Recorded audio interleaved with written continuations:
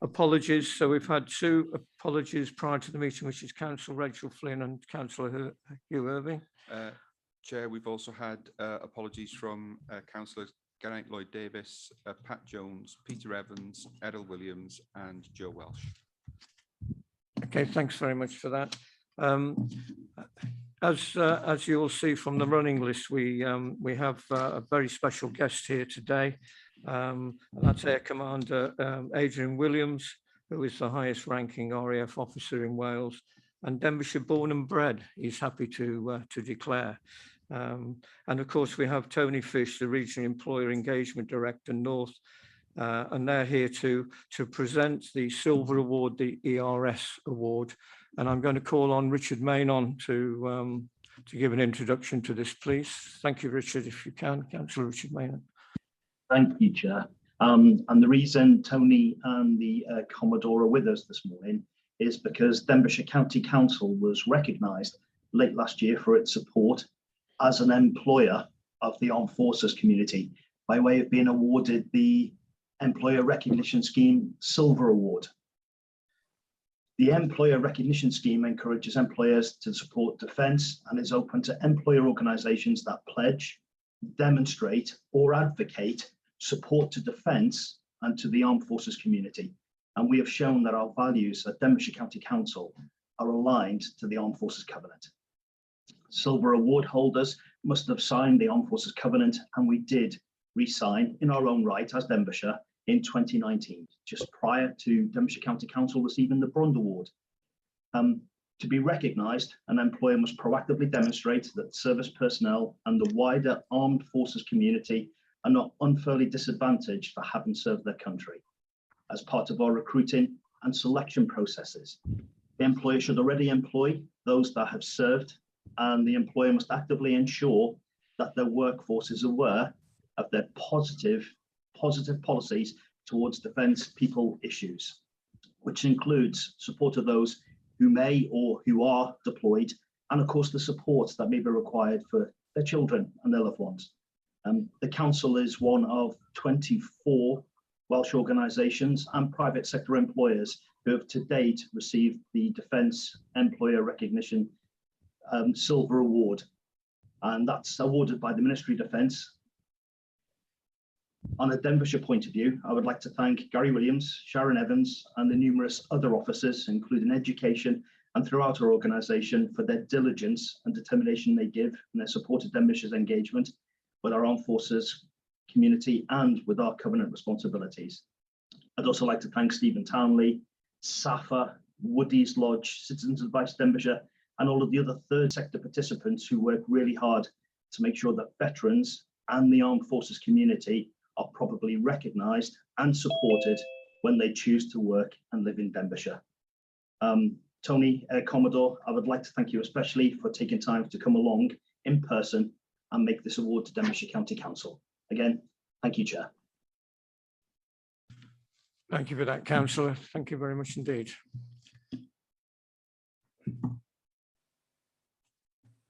Good Good morning. It's a great pleasure for me to be here with you this morning.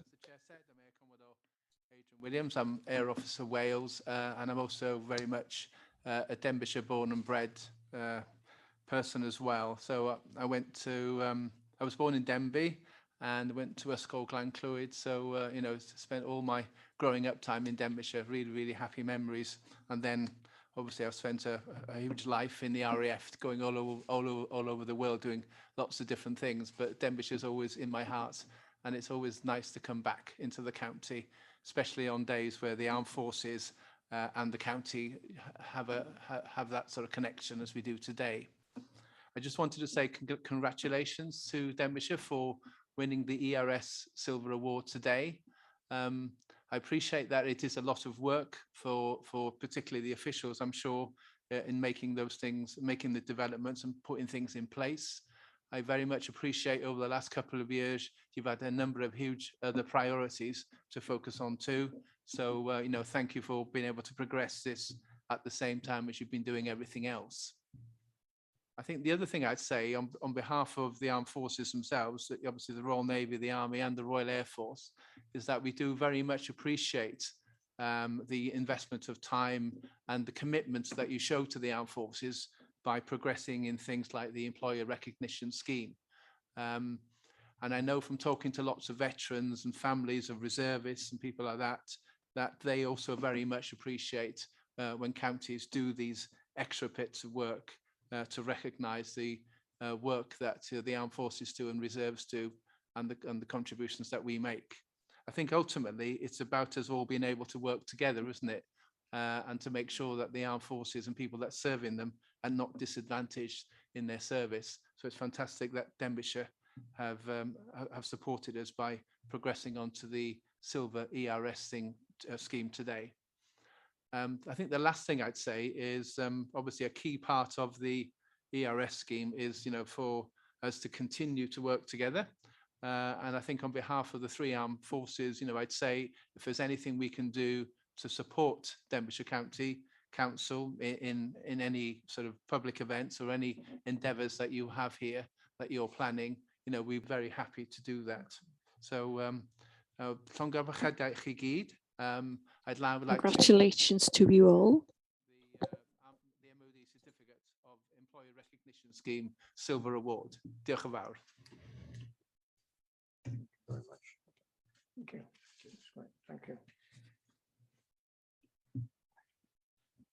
Can I just say it's a great honour to receive this this award on behalf of the County Council, and I know that the County Council will continue to work with the armed services, the armed forces, and in all that they do. So thank you very much indeed. It's a great pleasure. Thank you. Thank you. Thank you. It's very good to see you and taking the time out to come and see us in here in Denby. So we're very privileged. Thank you, sir. Okay. Thank you. Thank you all very much. For that one. Diolch. Good morning now. Thank you.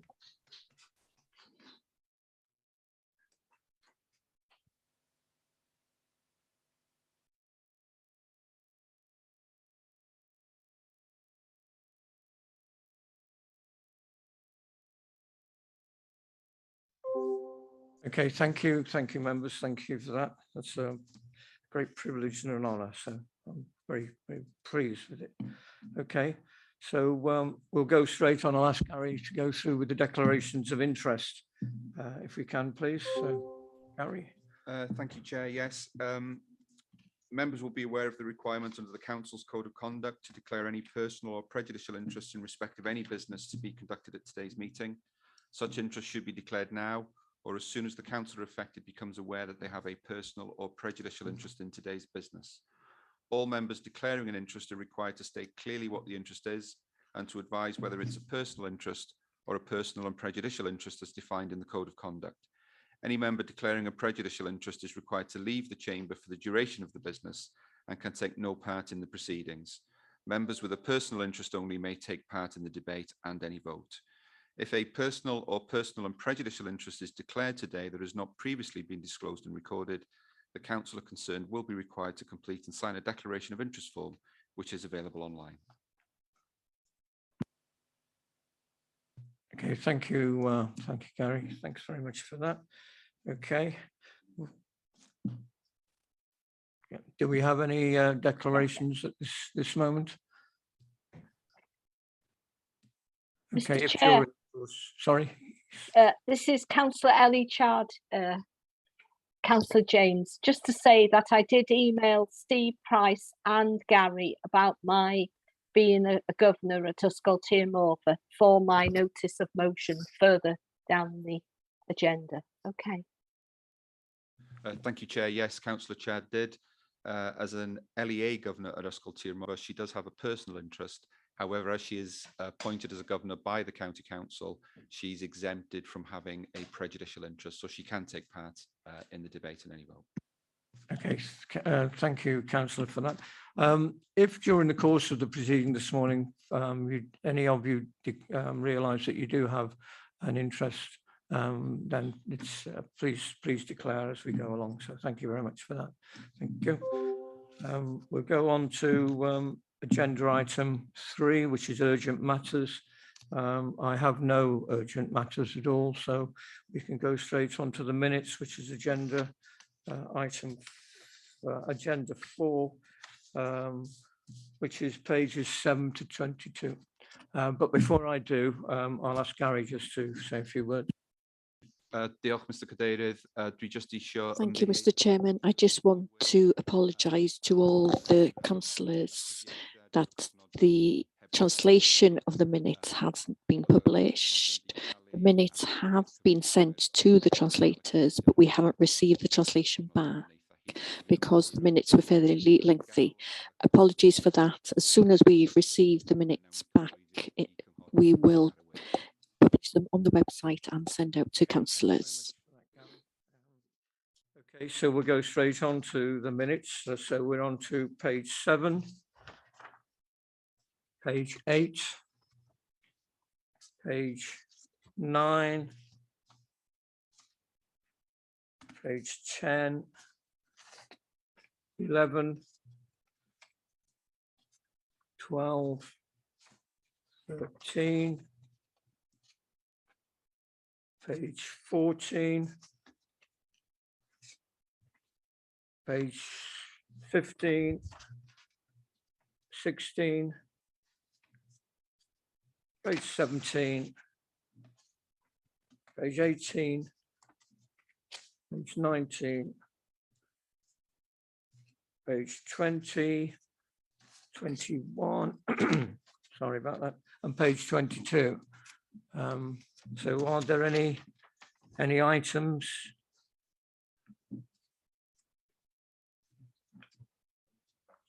Yeah, yes, is there any, can we have a vote of accuracy there? Is there anybody who has any matters that want to raise? We'll go for accuracy first. Yes, somebody's got the hand up. Who's got the hand up? Shall. I was saying, yeah, I vote for accuracy because I was there. Okay, move. Do we have a seconder? Thank you, Mary. Thanks very much for that. Okay. All in favour? No against? No, good. Thank you very much for that. Okay. Is there any matters arising out of the minutes, please?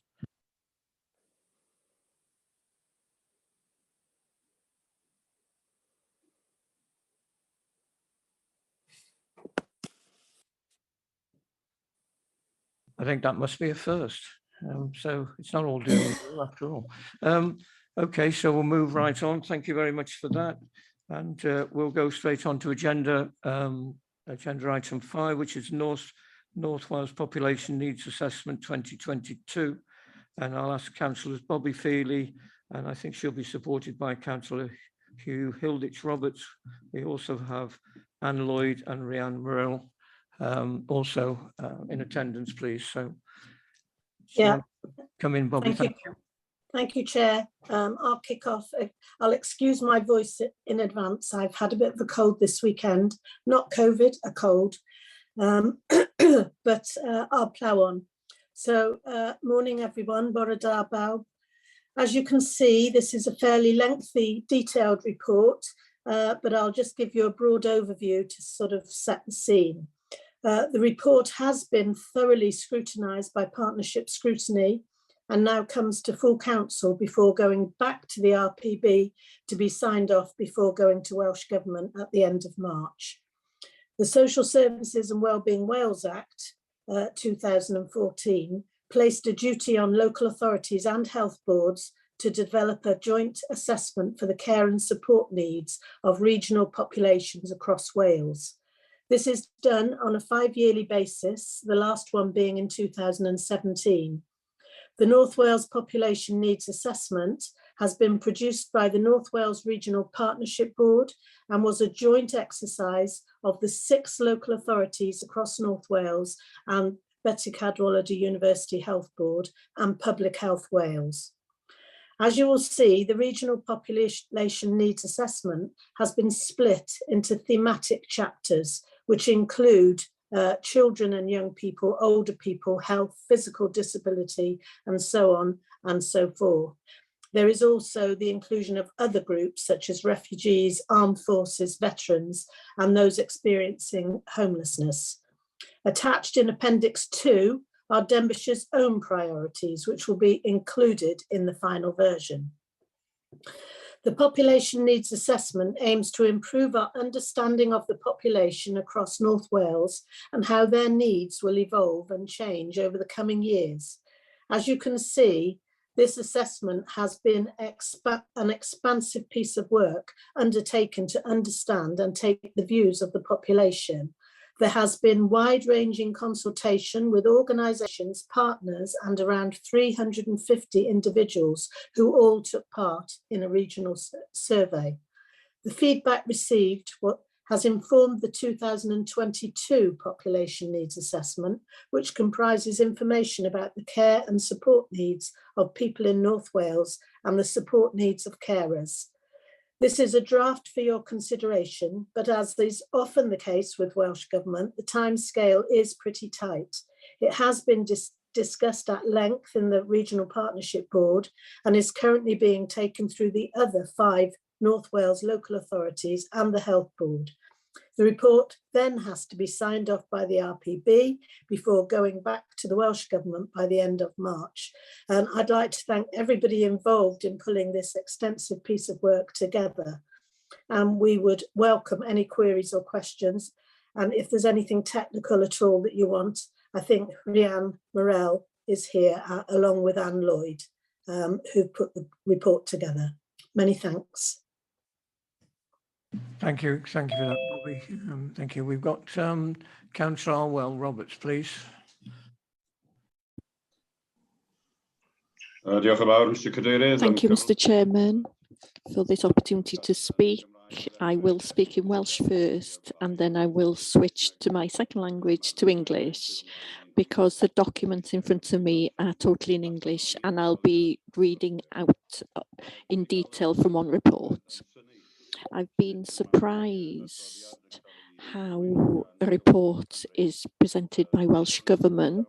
Disabled people's lives and rights in Wales beyond COVID-19. There's about nearly 18 recommendations in this report. I'm going to read some of them, and Denbighshire have a lot to catch up to if they want to answer this report. There's a recommendation that a system of self-registration for those shielding in Wales is in place. Early introduction would have gone some way to preventing problems experienced by disabled people who found themselves excluded from priority areas to medicines, food and services. And it is recommended that this introduced as part of future emergency planning. There's a recommendation also the need to address the restriction on disabled people's mobility as a matter of urgency. I know this myself because I go to meetings with them. By increasing funds to enable disabled people to access safe travel. Passengers assistance must be available on public transport and needs to consider access issues by different impairment groups. Sorry, my English is not as good as most of you. Another recommendation is that all local authorities develop a work forward and to address increasing shortage of rehabilitation and replacing specialists long-term of visually impaired people. Disabled women and girls have been mistreated. They face and experience domestic abuse. This is underfunded. The report calls on Welsh Government and local authorities, Public Health Wales, to ensure that service provides to urgently ensure that they make it clear that to people with learning disability, which are shielding, have the rights to. The report asks that local authorities and care providers reassure that they are still, and their well-being is important. And they have different, of course, needs and different needs. The inquiry highlights the disabled people's experiences in Wales during the pandemic have varied by location because of uneven treatment by local authorities. I just wonder where Denbighshire are with this. And I do worry how Mayfod has been really underfunded, has been forgotten. to a many degree. And I do hope that the Cabinet will follow the recommendation. I haven't finished yet, Bobby. I'm just reading from the report that disabled people should be looked after thoroughly in Denbighshire. It's my right to say that. Thank you. Can I just jump in, Chair, because it was me who forgot. After I'd given the forward, I should have asked if Anne and Rhian wanted to come in and add to what I had said, and I forgot. So could you give them the opportunity to speak? Apologies, Arwell. It was my fault. I forgot to say before you spoke. Okay, thanks for that. So do the officers want to come in at this stage, or shall I?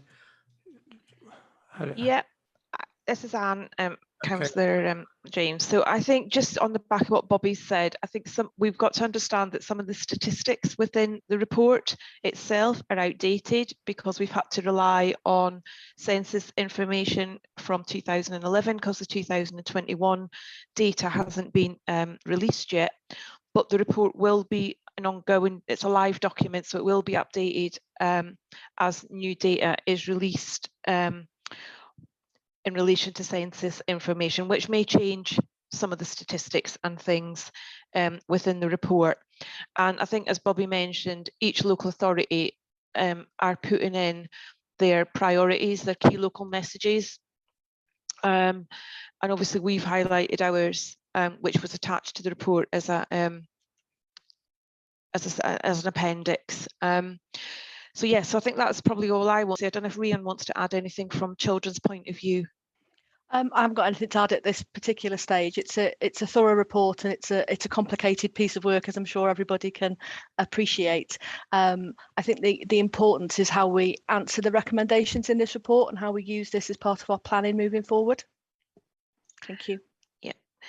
So do you want us to answer specifically some of the points that Councillor Roberts raised? I think in relation to MAVOD, we're in the process of trying to get MAVOD opened as soon as we possibly can, as you're probably aware, and we've got full engagement going on with the citizens and their families around how that happens.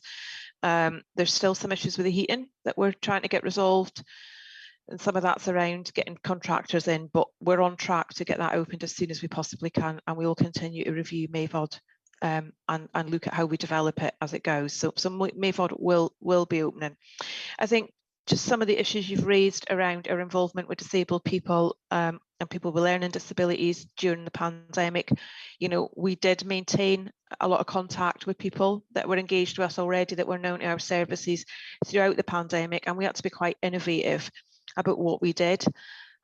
We tried wherever possible to use quite a lot of technology, and for some people with learning disabilities that worked really well. We ran online sessions that engaged with them. We did use, you know, where we could, we tried to get people out into woodlands and things like that when it was safe to do so. That was often on a one-to-one. So we took quite a different approach for quite a lot of people, you know, that were known to us during that period. I think the other thing that we did was we set up a lot of volunteering activity through a single point of access. We had a dedicated line that were people that weren't known to services but were maybe suffering from isolation, couldn't get out to get shopping or medicine. We had a separate helpline for that, and we had quite a lot of volunteers who we then linked up, and through our contact centre there was a volunteering programme as well. So we had quite a lot of volunteering activity going on for the more vulnerable in society, and I think a lot of them are probably still accessing that volunteering activity that went on, and we've actually continued to use volunteers within community support services for those people that have got lower level needs and maybe don't need a full package of care but need some interaction. So that's actually best practice that's come forward through the COVID pandemic. In relation, you mentioned domestic abuse that's domestic abuse being underfunded. We do actually fund quite a lot of provision for people suffering from domestic abuse through our housing support grant, and we have got refuges for women, but domestic abuse is always a really difficult one because quite often we have to move them out of county for safety and things like that. So we have to work with the individuals, just make sure that whatever we're doing with them keeps them safe. So I think does that answer everything you asked, or have I missed anything? Diolch, Anne, excellent. Just wondering about transport for people with disabilities. This is always coming up in advocacy meeting I go to, the way they're treated, how they go onto buses and so forth. I know you couldn't answer that one possibly, but that is a problematic for many, many of them. Diolch yn fawr. Yeah, thanks. I can't answer that one for you because obviously it's a wider issue with transport, but obviously wherever we're supporting people, we will, look at some of the access systems that they need if they're accessing care and support. Okay, thanks Anne for that. Thanks, Emrys. Well, can I call Councillor Emrys Wyn, please? Yeah, diolch yn fawr, Gadeirydd. Thank you, Chair. Good morning, all.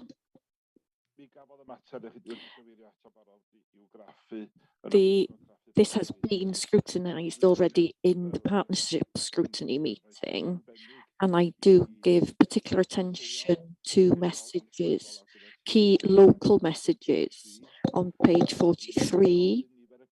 I have asked a number of questions in the scrutiny committee, and I don't intend to repeat those questions, even though I could justify that, because most of those here today went in the scrutiny committee meeting. I'm going to try to have two questions that I didn't ask in scrutiny. The first one is on section 1 on page 43. There's 2, 3 and 4. There's reference to prepare 3 times. Can you please expand what you mean by that? We're getting this is just an outline. It doesn't tell us what Denbighshire is going to do specifically in order to improve the situation. Could you please expand on what you mean with the word prepare? Can we have examples? For example, what sort of provision is likely to be required? I know that you might not be able to be specific, but if you can give some examples. My second questions, if I turn over the page,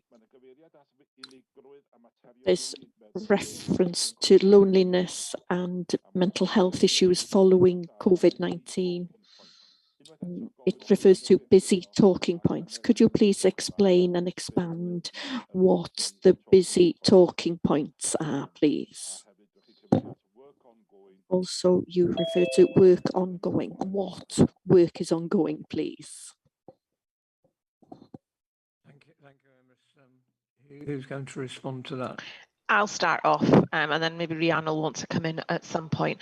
Okay, so if I go backwards, if we start off with the talking points, yeah, we used to hold talking points in libraries prior to the pandemic, and we were getting a lot and different places. We were trying to get them really community based, and of course, when the pandemic hit, we had to deliver them in a slightly different way. So what we would like to get back to is having established talking points in a range of community settings and engaging local communities in them and actually getting local communities to be involved in running them. So we'd like to move back to having talking points where people can come in and access services, can make referrals for themselves, can engage with community navigators. And so we want to go back to where we were and build on the success that we had with talking points back before the pandemic, because as I say, we had to change our approach. So a lot of this, obviously, the population needs assessment is looking at how we move things forward over the coming years. So it's for the next 5 years. So whilst what we've done in here is identify the actions, what we haven't done is obviously come up with all the detail of how we're going to do that. But a lot of stuff we're aware of and are probably doing some work on already. So if I could scroll back up to your other questions, which were around being prepared. I mean, obviously at the moment, we're all aware that energy costs and inflation rates are rising. So, we're expecting to see potentially more families, more households having to access services. That could be homelessness services, that could be children's services, that could be citizens' advice information. So it's just being aware that we're probably expecting higher demand to come in.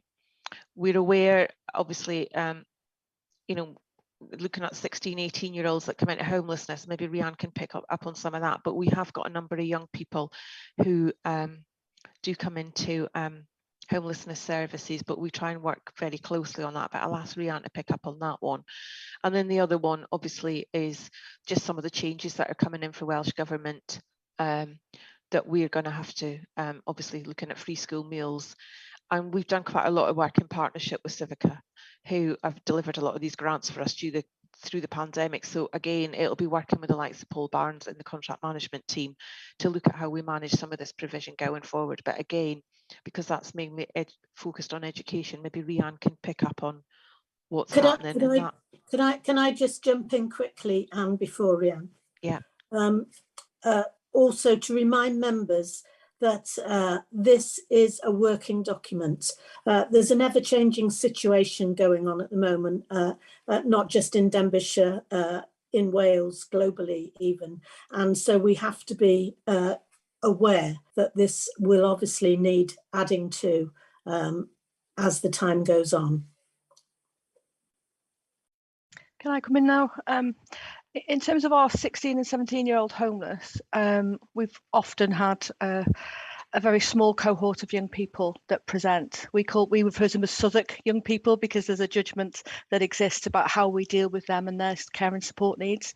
We are looking at how we can move really towards education and preempting that situation. So we have youth services, put my teeth back in, involved in assisting in that, making sure that we can get into families early where we think there's going to be potentially that crisis. Youth services are doing some preventative work and education work, as are schools really, and moving that into trying to map those young people that we think when they hit 16 and 17, their relationships with parents might be very difficult. It's really important that we don't just say, oh, well, they've presented as homeless and off, or, out they come. We do a lot of mediation work with families. We try to rebuild those relationships. Sometimes, children do have to come into our care in order for us to do that. But for me, it's prevention. What we do know is that economic situations do not help with that. And we've always had a bit of a spike, when benefits change, when child benefit ends, for example, for some young people, that can be the step for families to say, we can't do this anymore. So we are having to think now about how we're going to just try to go back a step and put those preventative and support services in, use our therapeutic team a bit differently to support those families, and make sure, of course, that they have access to all the monetary benefits that they're entitled to.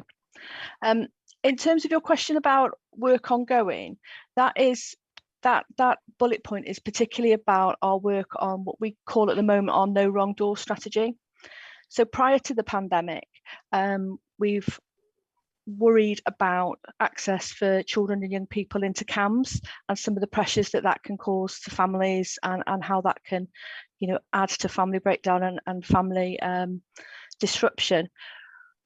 That's been exacerbated, as I'm sure you can appreciate, through the pandemic, and we have seen a real impact on children and young people's mental health and emotional well-being. But of course, that's one sector of the population. We also see young people who exhibit very challenging behaviours, not because they have a diagnosable mental health problem, but because they have attachment issues and trauma and that, behavioural issues. So the no wrong door strategy is really to look at how we can address a whole host of behaviours better, that we support families across the board, both from a longer term point of view, but also those families in crisis. We've done a lot of work over the past year around redesigning services and how we can really implement a better way of working across all the partner agencies.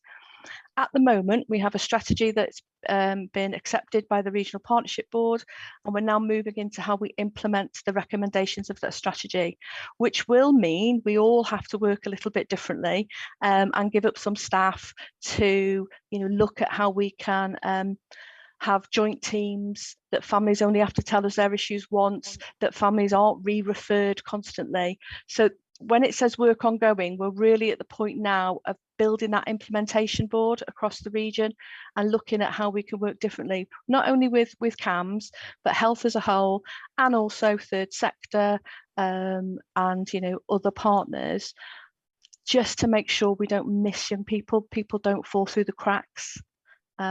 So an exciting point, but a really busy point now. We're just about to start looking at how we can implement that project. Okay, thanks, Ria. Right. Dod yn ôl, Gadeirydd, dim ond i ymateb. Diolch yn fawr iawn i'r tair ohonych chi. Can I come back in, please, Chair? Thank you all three for your responses. Very comprehensive answers, especially by Rhian for that last part. Very valuable for me personally. Of course, as you've put some more meat on the bone, it is going to evolve into further questions. I'm not going to throw them at you today. I will have further conversations about that. But if I may ask one question with regards to the provision for young people 16 to 18 years old who find themselves homeless, are there resources, suitable resources available for this age group of young people across the county, from the south of the county up to the north? And I won't ask any further questions. That's my final question. Thank you. If I'm honest, probably we could do with more resources. I'll always say that. We always offer 16 and 17-year-olds foster care as a first start. Not many will want to do that. So for us, it's about getting them into supported lodgings or our supported housing as soon as we possibly can. We are working really well with the homeless prevention team around trying to expand those resources and use grant funding where we can, just to make sure we've got an immediate range. But I'll always say no, we always need more, because you need more to meet the needs, don't you? You never know who's going to walk through your door. Sorry, I wasn't going to add to it. Maybe, Bobby, before you answer, you may be able to answer me as well. I'm thinking really, behind the question, I should have made myself clearer, are we able to keep them with their communities? On the whole, yes. Yeah.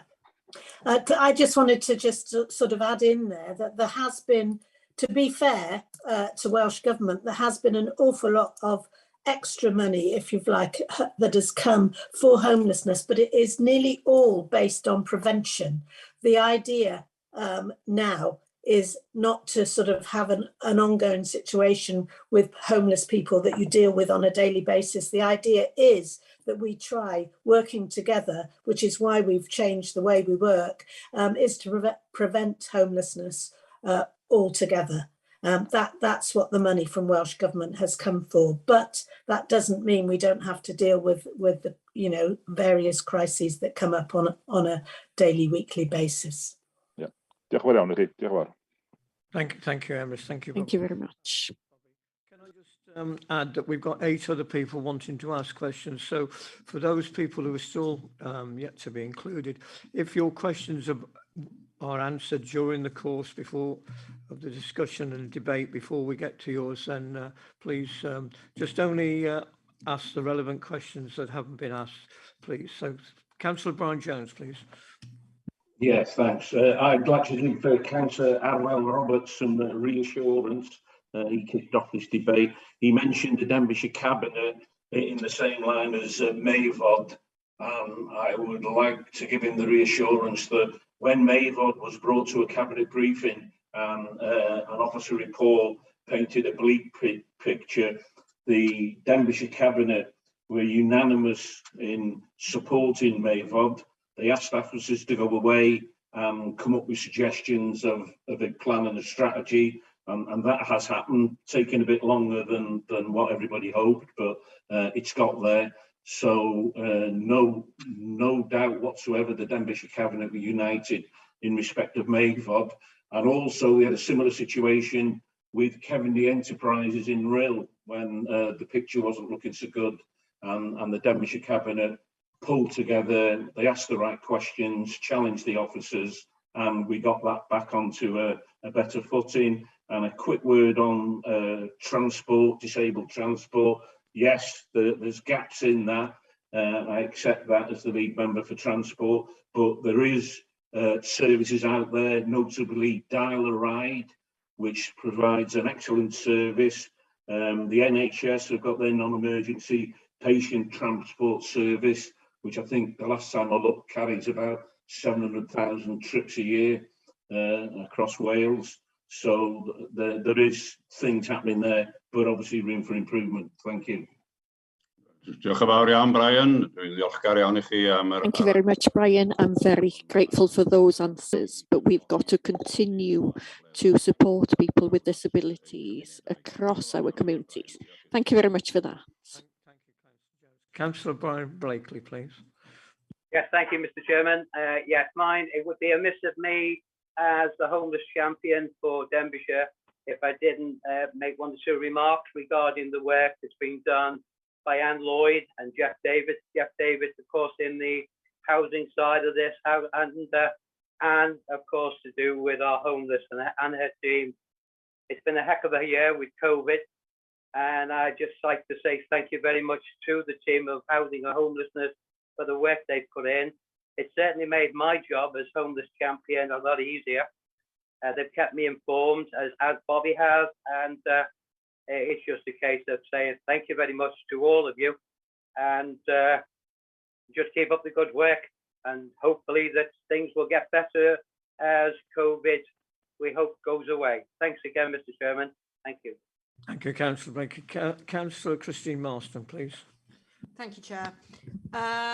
Recruitment and retention crisis across social care. You know, this is a huge problem and is an ongoing problem. You know, places like intensive cares and A&Es are bursting at the seams. There is no sort of patient movements onto sort of acute hospital beds because those wards are full with patients who can't be discharged because there is no social care packages in the community. You know, what is being done to address this huge shortfall, which is out there, which is a real problem and is affecting the care that patients are receiving. And also the unpaid carers. Why are unpaid paid? Why is this term acceptable? Why can we not recognise and award these individuals? Thank you very much. If I start off with the recruitment and retention issues, so obviously that's not just a Denbighshire issue, it's not just a North Wales issue, it's a national issue. So, you know, and a national UK issue. So yeah, you're right, there is huge recruitment and retention issues. We are taking that very seriously, and actually we have a corporate group that's led by Nicola Stubbins. So, you know, it's been raised up to that level, and Nicola is leading a group looking at recruitment and retention issues. So I don't know if Nicola wants to come in at this point and say something before I carry on. Yeah, thanks. And I did put my hand up, that's okay, amongst many hands up. Yes, as Anne said, we've recognised corporately that recruitment and retention is a significant issue within social care. To be fair, it's not just social care at the moment, but we do have some specific issues, hence developing a corporate group that I'm chairing. I think it's important to say, though, that there is real national attention to this issue. There was a national summit last week called by Welsh Government for social care and health system leaders, and I was asked to present at that. And it's a whole system issue. And I think, Christine, that the real issue around sort of how to support some of the urgent hospital care issues is actually that focus on the community, which is where our focus is. Most people are actually supported in the community as opposed to supported in a hospital bed. And it's absolutely crucial that our attention is in keeping people as well for as long as possible and preventing them requiring to go into hospital. And therefore, that's really important. But there are some real fundamental system challenges at the moment. They were there pre-COVID, but I think COVID has exacerbated the situation.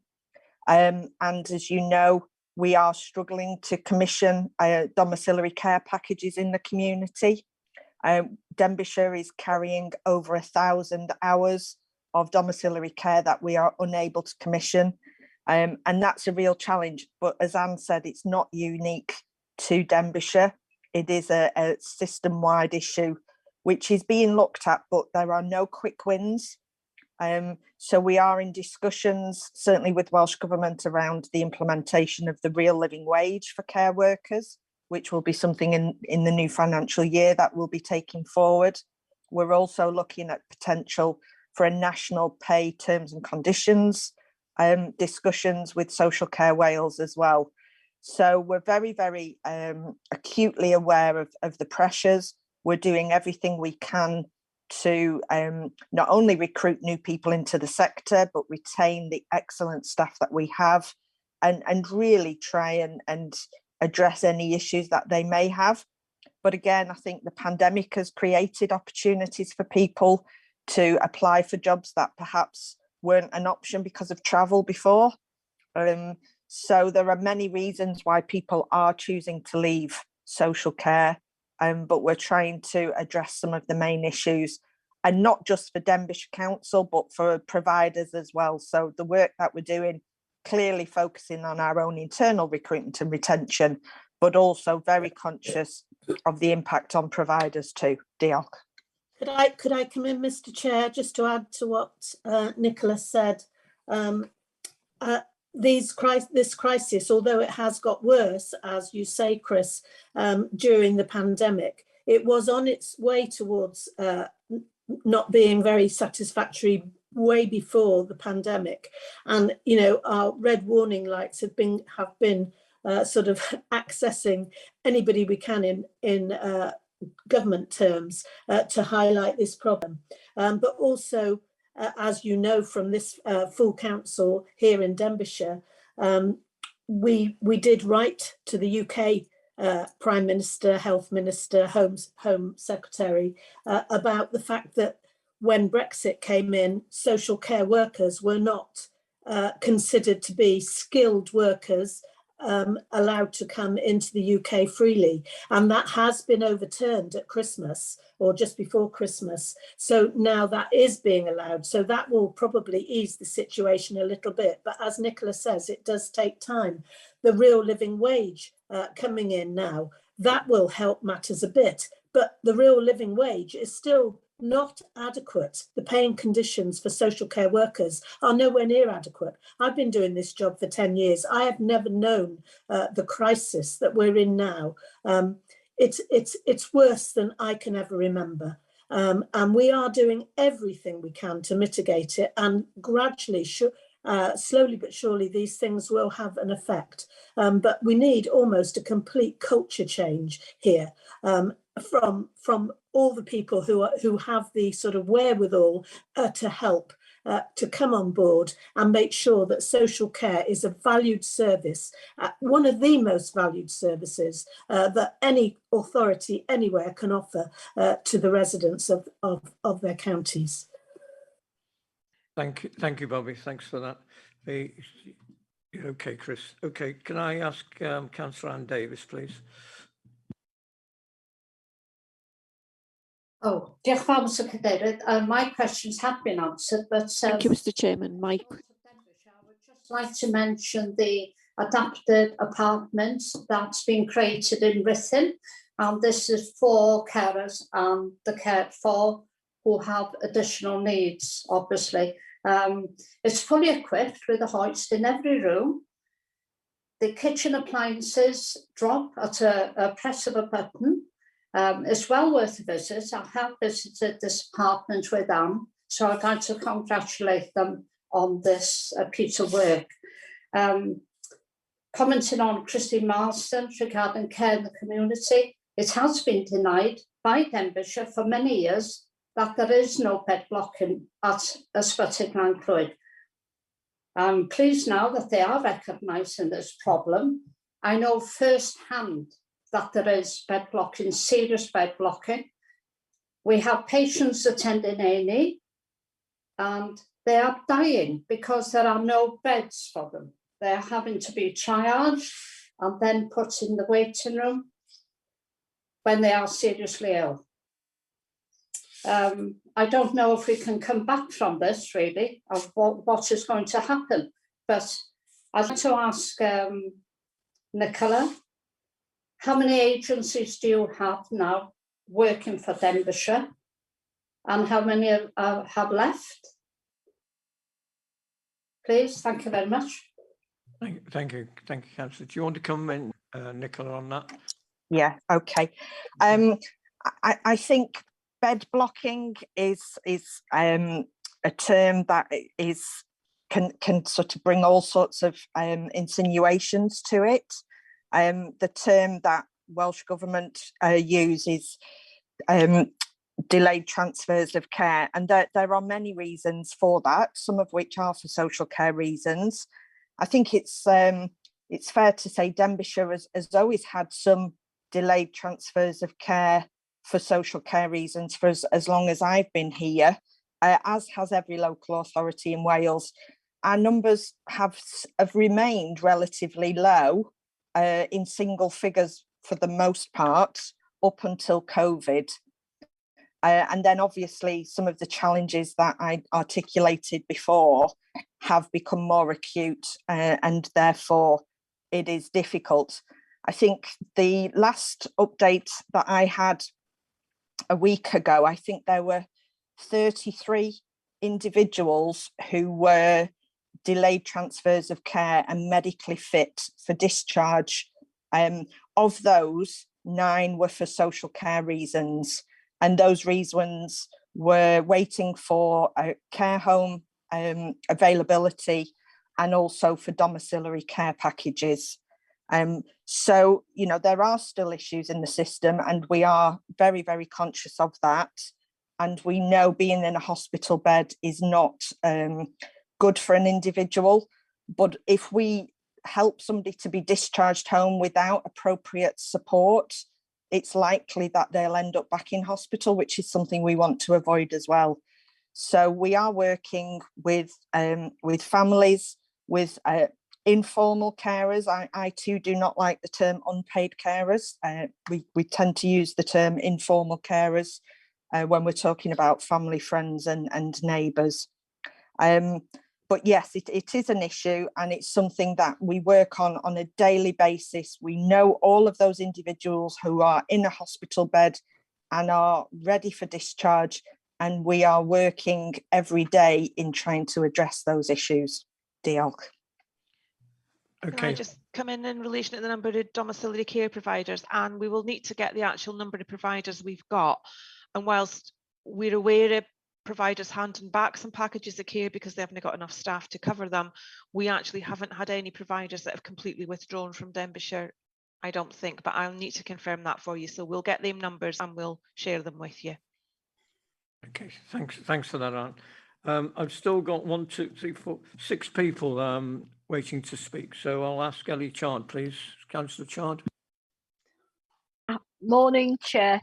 Just to say, I put my hand up because I know at least 35 minutes ago, Councillor Chamberlain-Jones did have her hand up, but she didn't have what I call a computer hand.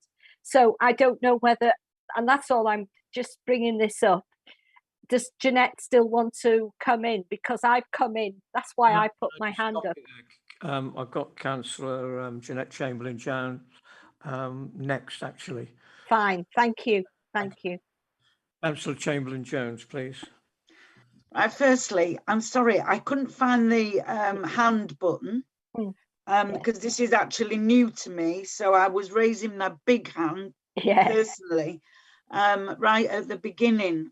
As chair of Partnership Scrutiny, I wanted to say this report was only a few weeks ago to Partnership Scrutiny. Because there is so many questions being asked, I just wanted to say that anyone can attend the Partnership Scrutiny, and I wish more people had attended and asked all these questions on that particular day, because obviously it is a very important document. We scrutinised it very well. We had a really good debate, And for those who started, Councillor Roberts, you obviously felt passionate about this and therefore wish you would have attended on that day, as anybody can, you know, attend a scrutiny, and that's where we can look at all these things. So I'm very sorry I've come in late, but I think it was a brilliant report. It's ongoing, it changes week by week basically, but I think the office has done a great job, and I think today they've answered the questions really eloquently, and I thank them for that. But for those people, I'll remind you in the new council that you can attend scrutinies to ask these questions when they are being scrutinised. And I think that is very important, particularly for the next council. So thank you, Chair. And somebody, can you tell me where I put my hand up, please? Thank you. On the interaction. Gai, diolch yn fawr I Jeanette am atgoffa And I fi. thank Jeanette very much for reminding me that I need to attend meetings. I try to attend as many as I can. I know, and and it's difficult, but it's been much more easy remotely, hasn't it?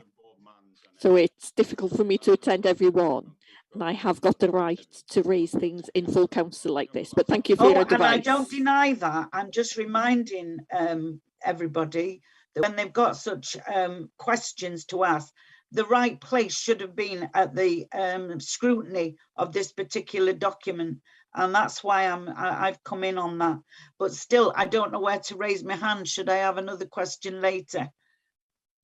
JJ, it's on the interactions. Interaction. You see, I had to get IT to put me on remotely. So I'm frightened of pressing the wrong button and I go off. Okay, thanks very much. Let's move. All right, thanks. Thanks, Jeanette, for that. Gwyneth Kensler, please. No, mae'n llaw I wedi dod lawr. My hand has been taken down. Thanks very much, Gwyneth. Councillor Butfield, please. Thank you, Chair. I won't go into what Jeanette has just said, but I do thank her for her comments. I was going to highlight that this had been to partnership scrutiny, and we did accept the report and did highlight that it was a live document that we could add to from now on as a living document. But I just wanted to highlight, if I may, Chair, the work that was done by volunteers, and a small group of volunteers went out and took on the role to phone vulnerable groups of very old people through the pandemic. They were charged to ring them daily or indeed weekly, depending on their vulnerability and how much support that they needed. And I'd like this very small part of the service that has proved a valuable tool, certainly to me, in guiding the old people that I have been dealing with, that these people, they very, very old, living independently at home, sometimes do fall out of the care plans because they're independent, they're very old, and they've certainly made a decision that they want to stay independent and at home. And the people that I've been ringing have been telling me how, and I still ring them, and we're into the third year now, but I still ring them. So I do, and I've made friends as well. So it's a partnership, but because this is a living document, I'd like that part of the service, a very small, valuable part of the service that we gave over the pandemic, to be perhaps looked at and as you put in your report, Anne, that there are no wrong doors. And I think this was an excellent service that was exercised over the pandemic and should be continued in the future. Thank you, Chair. Can I just come back and say, and it is something that we've continued with, you know, volunteers were rare in social services before the pandemic, but we've actually acknowledged how useful it's been, and actually some people have left volunteering and become social care staff, which is really positive.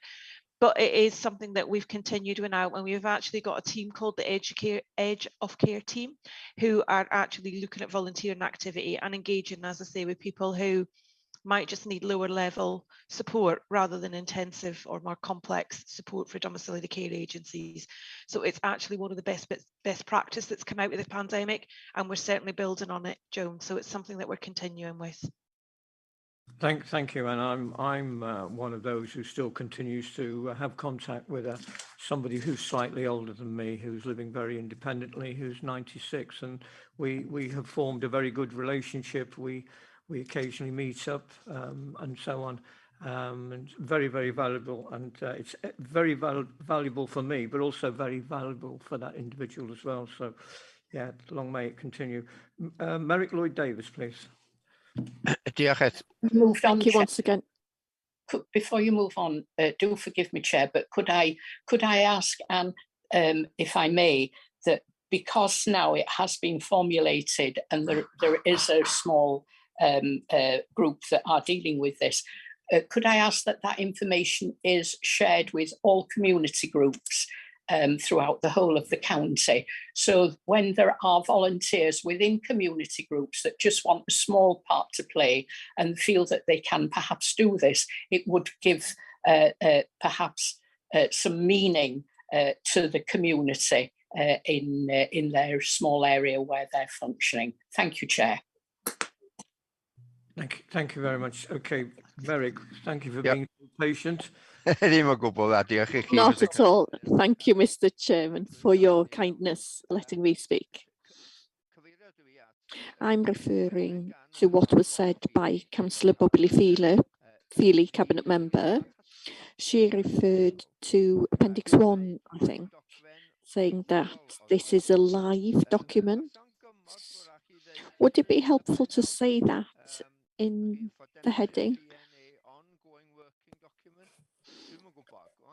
I'm just asking the question. Thank you. Okay, thank you. Anybody to respond to that? Before? Yeah, I think it does state in it states in the introduction that obviously some of this is going to be updated. So I know it's in one of the introductory paragraphs that we talk about it being updated when new data comes out, and that it might not use the words live document per se, but it does make reference to it being updated and some of the challenges in trying to get this completed at the moment, and the fact that we will be reviewing it. So it does make reference to it. I'm trying to find it now as we go, but there is definitely reference to that in the actual body of the document. Yeah, there is. I can confirm that. Okay, thanks very much. I've got one other, and I'm going to put a line under this, which is Cheryl Williams. Councillor Williams, please. I heard volunteering and things like that mentioning. Do we have any links with the schools and colleges where we can allow the youngsters to get kind of work experience with it and maybe learn from it that way as well? We do try and encourage people to come in and do work placements and things, and we're working very closely with Work in Denbighshire, who obviously have various schemes and things, but at the moment we're looking at a variety of ways to encourage people into social care. So we've even looked at creating a sort of lower level job aimed at younger people coming into care. The problem you've got is you've got to be at least 18 to actually become a care worker, but we have got in one of our own homes a younger person who is really keen to get into care, and actually they've joined us and they're doing cleaning and some catering work with the view that when they're 18 we will start them through a care pathway to get them fully trained. So we have been out and looked at how we can increase the awareness of social care as a career with youngsters, and we're working with a range of partners, including the colleges and different organisations. So it is something we're looking at. We just have to be mindful sometimes of the settings that we're putting people in. So we just have to risk assess what we're doing. But yeah, really keen to look at promoting opportunities, and we're doing that with some of our independent providers as well, who can offer opportunities. So we're looking at it right across the whole social care sector. But yeah, it is something that we're looking at. Okay, thanks very much for that. It's been a very good discussion, and some very excellent questions. As it has been said, it's a live ongoing document. Social care never stops, as it things evaluate, they change, and so on and so forth. So we'll go to the recommendation. And Bobby, are you going to? Yes, yes. And can I thank all members for their interest and for their questions, which, you know, every question you ask is valuable. So thank you for that. And Jeanette, just to say, thanks for your support. But you'd go bananas if 47 members turned up to partnership scrutiny. So it's probably just as well they didn't. So and can I also agree, just before I do the recommendation, with Joan and the valuableness, that's probably not a very good word at all, but the way people were so pleased with the simple thing, like a good old-fashioned landline phone call, and the friendship and the friendly conversations, which I must admit I began to look forward to as much as they did. Unlike Joan, I haven't continued, but I think it would be a really good, simple way to help in terms of social isolation. What an easy thing to be able to do, to just chat to somebody over the phone to alleviate their worries, and maybe even give them a bit of advice or a phone call or somebody they can contact. So I agree with you on that, Joan. But this recommendation says that the full council approved the North Wales Population Needs Assessment for 2022. Is there a seconder for that, please? Joan. Okay, thank you, Joan. Councillor Joan Butterfield, seconding. Okay, is everybody in favour? Anybody against? Okay, thank you very much. That's carried forward. Thank you very much. Okay, so now go on to agenda item 6, which is on page 45, which is the climate and ecological change strategy update on year 1 delivery. And we've got Councillor Brian Jones, Councillor Tony Thomas, Councillor Graham Timms. Also, we've got officers Liz Wilcox-Jones and Jane Hodgson. So I'll call on Councillor Brian Jones to start the proceedings, please.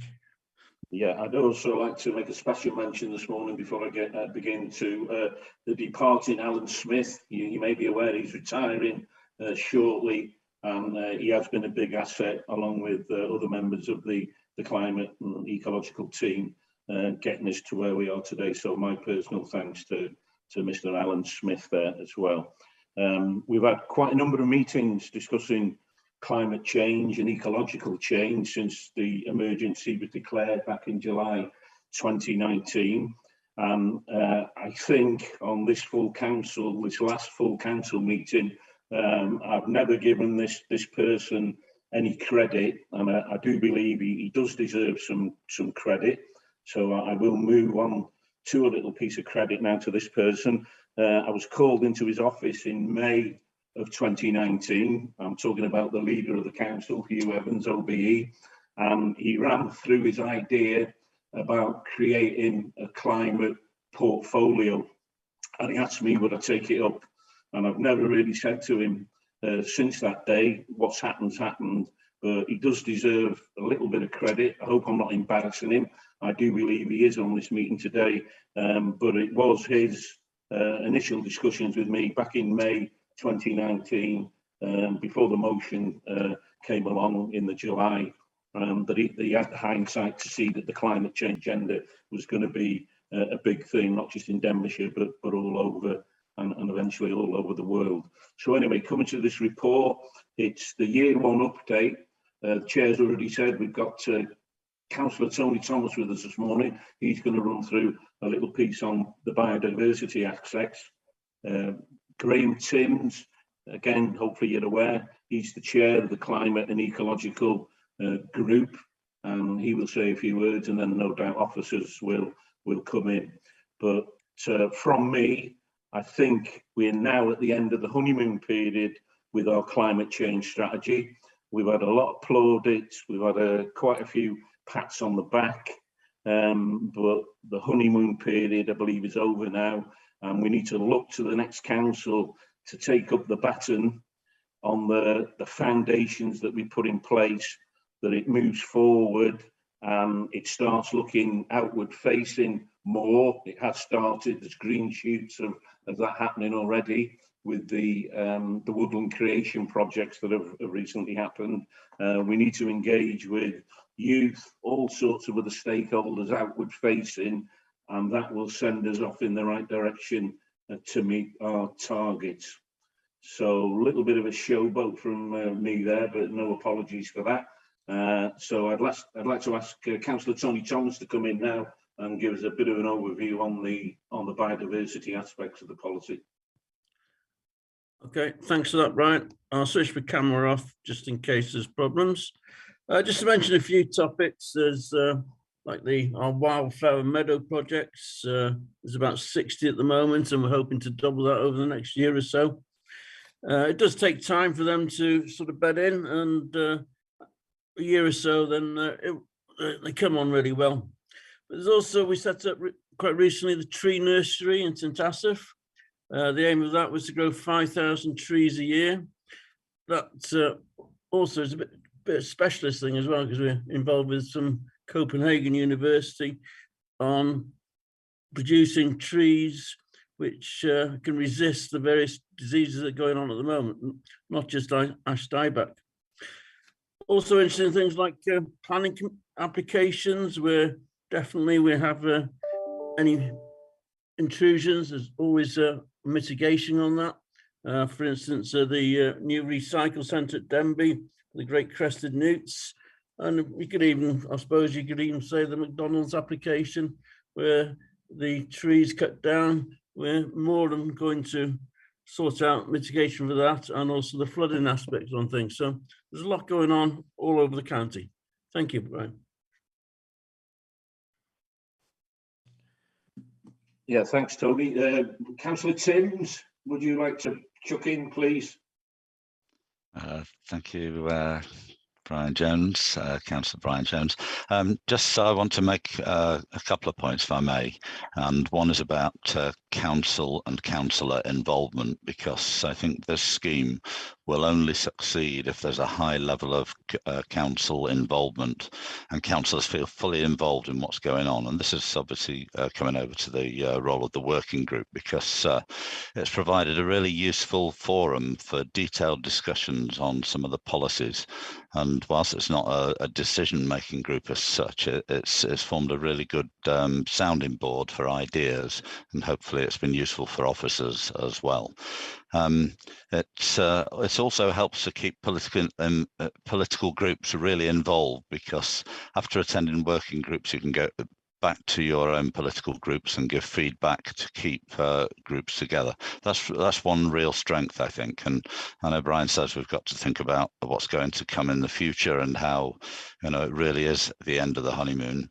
But I think we need to make sure that we keep those elements that we need to keep united and push this agenda forward. It's a really overarching agenda, isn't it, for our council and for our communities.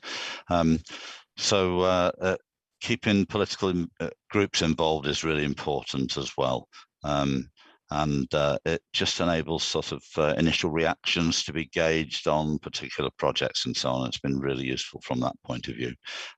It's also important, of course, for informing councillors, and we also looked at discussing how the new council, how would we be able to get new councillors up to speed on these things to make sure that they too could join in the enthusiasm that councillors have shown for the climate agenda. So that's why on the recommendation on, I think it's 3.2 to say that, sorry, 3.4 to say that the committee continues next time, although of course that's the final decision, I think, for next council.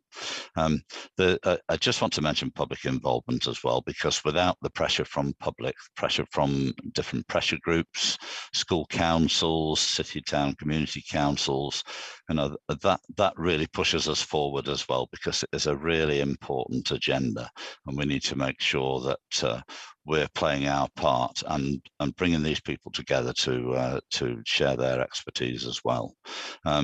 We've talked about soft power, this idea that yes, we've got to get the council's work in order, but we have a lot of influence on the lives of people in Denbighshire outside the council, functions, if you like. I was really pleased when during the COP26 this year, Liz put together a pack of activities for schools to use to get young people involved as well. And I think that was a really important thing to get their real interest in these important issues. Also, I don't know if you noticed in the pack, I think it's about Appendix 2, the newsletter. You know, that newsletter, it's a really good way of keeping everyone informed. And it was good to see the business breakfast meeting communities and trying to influence what they're doing as well. So yeah, it's been a really useful involvement, I think, of councillors, and it recognises that it's not just the lead members that are actually the ones that are actually on the coalface, if you like, but actually we've all got our part to play in making sure that these things move forward. It was good to have a good Audit Wales report. Said that we'd made excellent progress. It was good to be second in Wales in terms of the plans that we've got, but really, you know, it's all right having plans. We've got another 8 years before we actually reach this target, and the going is going to get much harder. But let's make sure that we've laid good foundations, and those that are here after the next election continue in that way. Welcome back, Brian. Thanks. Yeah, thanks for that, Graham. So I think we've picked up most of the points there that are in the pack. And point 411, which you touched on, Graham, but it's definitely worth another mention in dispatches, the engagement with whatever the new contingent of new members will be. That absolutely has to happen, and you know, Graham, Tony knows, we've impressed that upon the officers. It has been taken on board. It is there in the report pack, and that'll be key. But have got every confidence that this will go forward as a policy and strategy. It will change. It's bound to change because forces outside of the boundaries of Denbighshire will change. But I believe we're switched on. We know we're on the front line, and so it's good stuff. And we're handing it over on a decent foundation. Definitely a decent foundation. Without upsetting the officers that were with us, could I ask Alan Smith to say a few words as the lead man in inverted commas? Sure, what I think about the inverted commas, Brian, but there you go. Thank you for that. Anyway, I'll take that in the spirit as intended. I think I am the only officer attending, actually, so you'll probably have to direct your questions to me. I think everybody summed up that very well, but I think the emphasis on member engagement is right. It's been a very, very strong feature of this programme. It's initiated it, it's supported it throughout, and I think it's been a very productive relationship. So we have put a lot of effort into trying to devise an induction program for new members, because we recognise that those are the people we need to get on board next time. The current membership has really supported this program, and I think, as everybody is saying, we really need the new council to do the same, and we hope we very much will be able to. So we'll be doing that. We'll be talking to people. We're also talking a lot about, because we've had successful projects already in terms of improvements to schools, in terms of wildflower meadows, including the tree nursery, the things that people have mentioned. We can take the new members to see those things, and I think they'll be impressed and they'll understand what we're trying to do, and that will really help. So we'll have a full program of that. Graham has covered the political recommendations, and the report in general is just an effort to bring members up to date where the program's up to, where it's going, and where we're starting to make a difference. So I'll leave it there. Thank you, Chair. Okay. Thanks, Alan.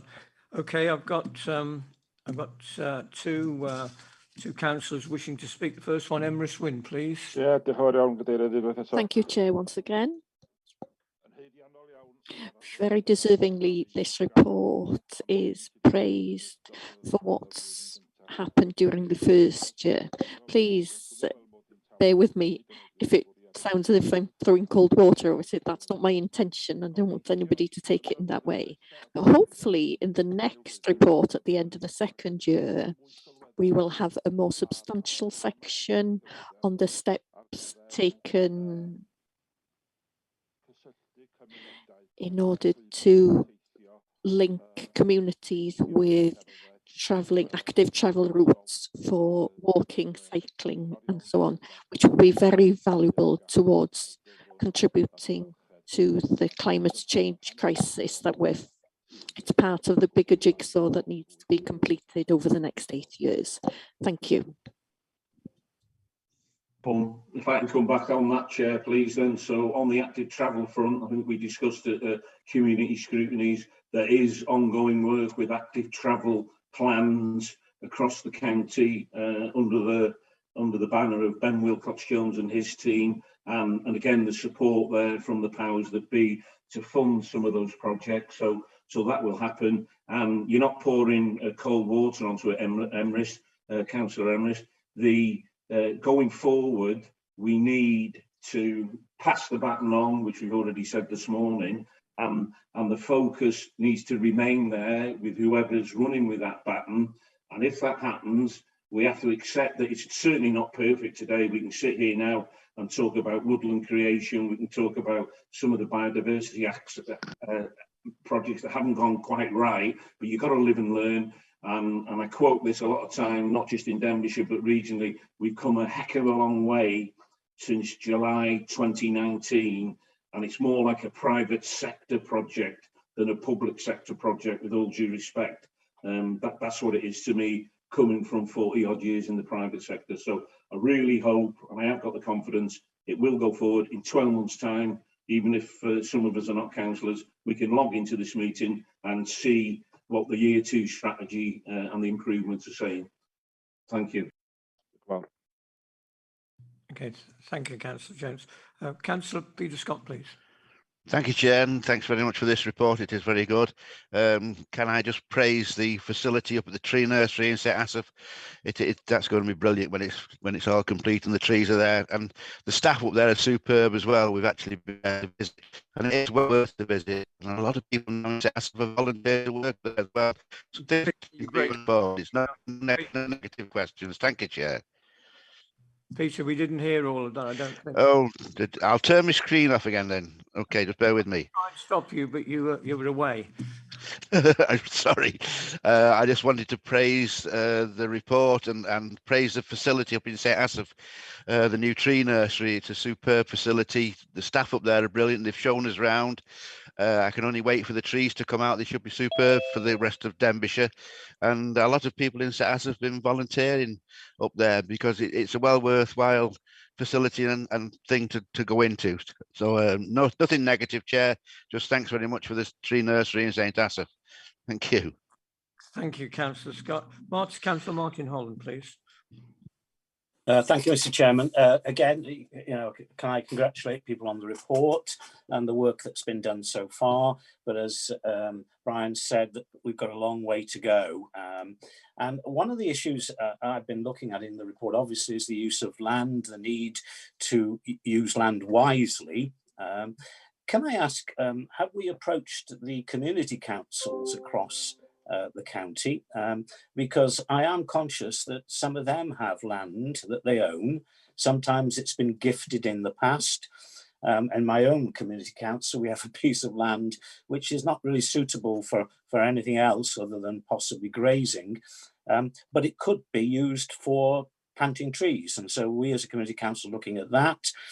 We own all our graveyards in my particular ward, and we're looking at planting more trees in those areas. So I'm just asking, are we working in partnership? Are we giving any guidance to community councils? And I know we do regular assessments of what land we own. And I've raised this before because there are many areas, on the sides of roads and things like that. I was amazed to find that there were pieces of land in my ward that the county owned, purely and simply because we changed the route of a road. And so if those can be used to plant trees and create wildlife zones, then marvellous. But the question is, have we been in touch with community councils, and can we encourage them perhaps to help us out in this challenge? Thank you. One for Alan Smith, Chair, I believe. Certainly, Chair. I'll happily talk on that one. Martin, you've raised an issue which is, I think, really in essence referring to the difference between community leadership and our own need to offset our own carbon. As far as sequestering carbon on our own land, that's always our first priority, and including with biodiversity as well. So we would be interested in, and we would certainly already be looking at any land that we own. And I think if you have come across areas which we haven't noticed, then we'd gladly hear about those. Your question, more fundamental question about community councils, though, we work very closely, and I think Brian referred to the sort of community leadership angle on this. We're very, very interested in helping our communities reduce their carbon footprint, increase the biodiversity of their area, and to get involved in that. We've not taken it as the main part of our challenge.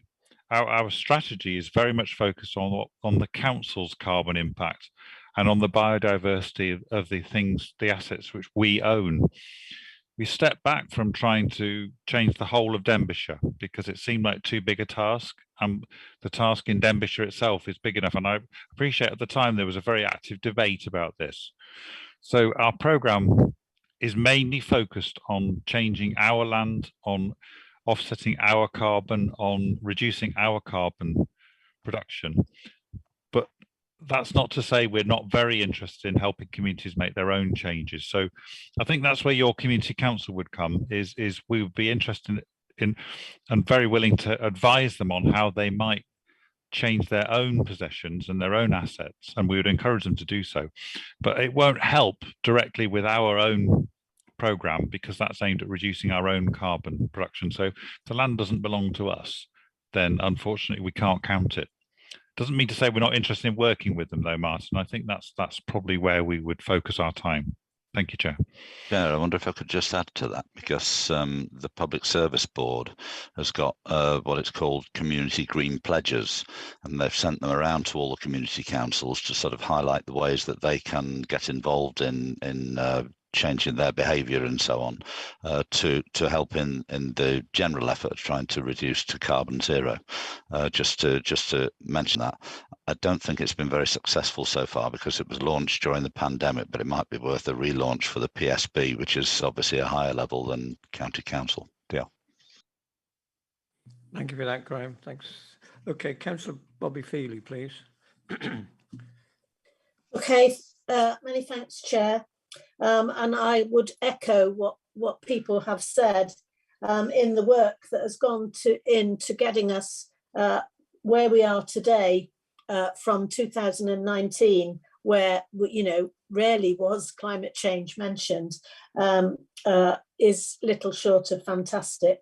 And to see the things that are happening, whether it be wildflower meadows or the tree planting, charging points for electric cars and so on, it is very, very creditable, and I'm glad that we've been acknowledged as being well ahead in this situation. But just on a wider note, ambition is superb. We all need ambitions, and we all need some goals in our lives. But I just wonder sometimes if we are thinking so much about climate change, we're not thinking how we mitigate what happens when we all change to electric cars. For example, in my case, I couldn't go and see my family because they're 200 miles away, and none of our cars do that far at the moment. We're all encouraged to use anything other than fossil fuels and so on. But the electricity could it could run out. So we've all seen the floods and the winds and all the damage caused across various parts of the country.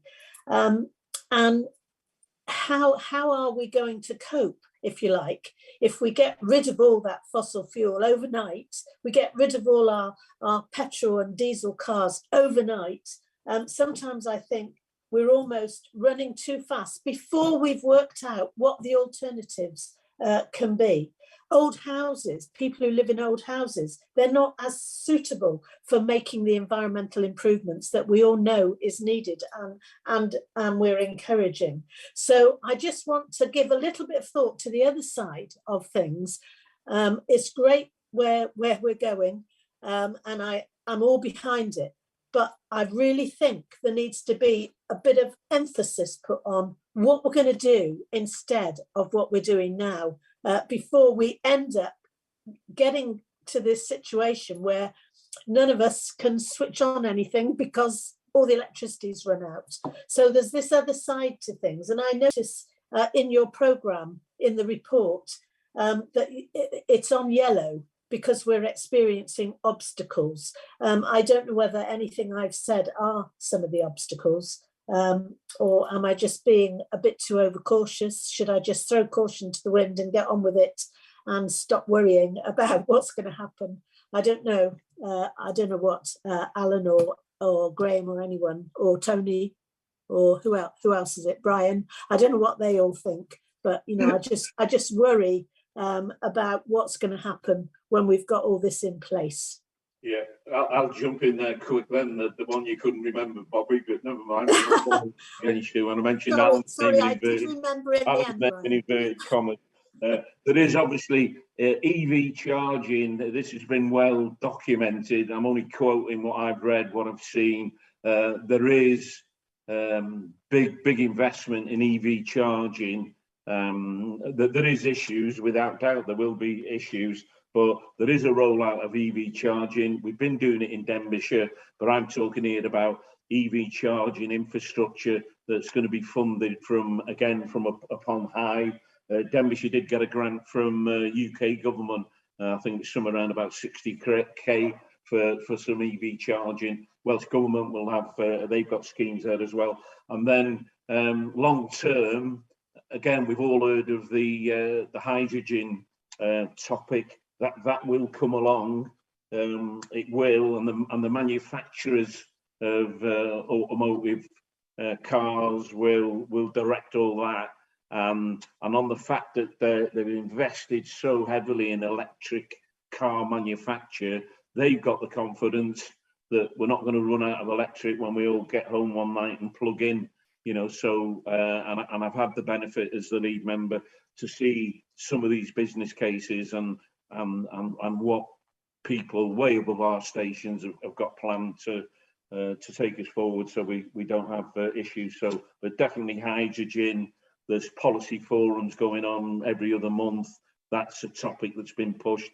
There's a hydrogen hybrid bus in Newport Authority in South Wales. That I think that's been run around for about 6 months. They've got them in Scotland. So it will all evolve. And as the old saying goes, you just need to keep your eye on the ball, what's happening around you. Thanks, Chair. Thanks, Brian. I'm aware it will all evolve, but it's just how quick. Could I just chip in quickly then and add to Brian, if that's okay, Chair? My message to Bobby is that she should stop worrying and trust to the future, to be honest. And I think transport is the least to worry about, because I think, as Brian said, there's a whole range of innovations in that area, which probably will make it possible to see was it your sister, or whoever it was in the Northwest? No, not the Northwest. It's in London, and it's my family. All right, I'm sure we'll be able to do that. Grandchildren, they all live 200 miles away. And if I bought an electric car, I couldn't get there at the moment, not unless there's some top of the range thing that I couldn't afford. Could I just say go by train then, Bobby, at the moment? That would be my recommendation. The reason the risk assessment is on obstacles, though, because I think that's obviously the right thing to raise. And that's because we don't underestimate the difficulty of this program. Brian said this at the beginning. There's a lot to do, and we've made a really good start on it. But we've got to consider how we're procuring goods from other people and how we affect their carbon footprint. That's a big thing in itself. And the other thing is we've got to rely, and I think Graham mentioned this, we've got several councils to think about in order to make this program a reality, and we need all of them to support it and to make the resources available to support it too, as this one has. So when we say we're experiencing obstacles, it's because there's some uncertainties, Bobby, which we can't calculate yet.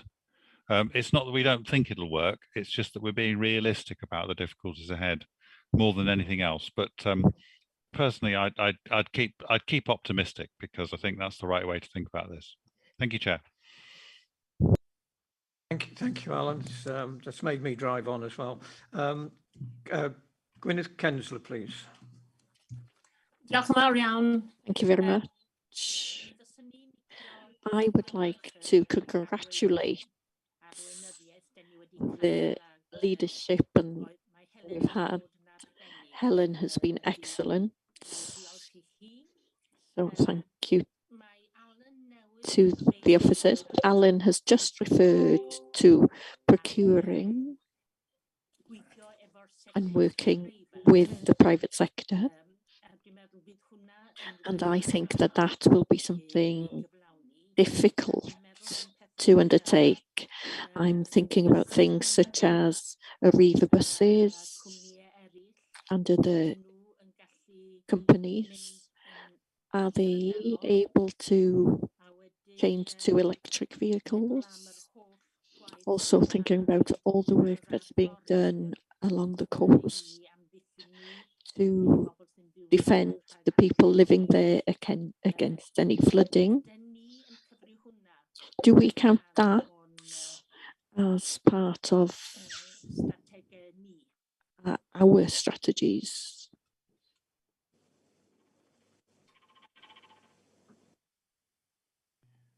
Okay. Is anybody going to respond to that? Is there any need to respond? No. No. Okay. I'm okay. Sorry. Are you okay with that? Okay. Okay, I'll go on to Arwell Roberts, please. Councillor Arwell. Mr. Cadeirydd. Thank you, Mr. Chairman. As one who has attended meetings about this every time, I'm sure that Jeanette will be pleased to hear that. I feel that this is a step forward in the right direction. And can I reiterate what Gwyneth said there? Thank you very much to Helen and councillor colleagues who are part of this committee or working group. Climate change is happening. We just need to think about the storms we've seen recently, which have affected our communities severely, especially along the coastline with rain and wind. I was thinking about the taxi service. This is going to be a problem for them. But as Bobby has said, how are taxi services going to be able to take people around if there are no charging points to be able to recharge? And how can they afford to purchase electric vehicles in the future? There's work to be done there. Back to the allotment, biodiversity allotments, a really good idea, but I'd like to see more information about them in both languages. Ecology, food chain, and every parcel of land is different. Different areas of Denbighshire are different to each other. So in the future, could we receive information so that the public learns how important different food chains and plants and ecology is to the future of our world? Thank you very much. Thank you all very much. Thank you. Councillor Bob Murray, please. Thank you very much, Chair. Sorry for being late this morning. Had some problems with my pads. First of all, I'd like to congratulate the team on the great work they're doing. It's not the easiest of things to do. And to congratulate Councillor Timms on his chairing of the meetings. I've been to 2 of them and they've been absolutely fantastic. Trees is my main problem. I've got nothing against planting trees. I'm all for it. But our maintenance problem in Denbighshire is dire. And I can say this because I've had problems all around my ward and all around the place. Will we have, if we're going to start planting all these trees, and I'm thinking ahead, will we have a maintenance fund in place? Because the more we plant, and they grow quite quickly, depending on what you do plant, but will we have, it's most important that we do have a maintenance plan, because at the moment we have problems. Thank you very much, Chair. Okay. Is anybody going to respond to that at this stage, or is that something we're just going to take forward? I can make a comment on it in as much as this exact issue has been raised with officers, the guys in countryside services, because it's an age-old issue of no maintenance, and not just in this particular case here from Councillor Murray about trees, but also we could stretch it into pathways, we can stretch it into cemeteries and everything else. That actually we have secured some funding for cemetery maintenance more that was in the last budget, so that's good. So yes, the point is accepted, Councillor Murray. Officers in the ranks are looking at it. There isn't a defined, definite policy which says, yes, here's a pot of money that will go to tree maintenance, but something will evolve. Something will evolve. I'm pretty sure of that, and it'll evolve in the next council, that it's more formalised up, because the guys on the ground in countryside services recognise that it's something that's needed. Just going back briefly to Councillor Alan Roberts' point, I'm picking up on what Alan Smith said. The technology with EV charging will improve, and other elements of technology will come along. So I don't see us getting to the point where we can't get from A to B in an electric taxi. Thank you. Chair, could I just make one point as well, finally, that one of the things that's really impressed me all the way through is the way that in this hugely serious issue, people are not involved in point scoring, even though we're going to have a massive scrap outside this meeting over the next few weeks. But people are not involved in point scoring because it's such an important issue that our communities expect us to. And I believe that as a council, we have stepped up to the mark. And I've been very pleased to work closely alongside Brian Jones and Tony Thomas on this issue with the committee and so on. And it has been good not to be point scoring all the way through, because I think that would have harmed the effort. So thanks to you, Brian and Tony, as well. Yeah. I'm filling up here, Graham. I'm filling up. I'm reaching for the tissues. Yeah, thanks for that.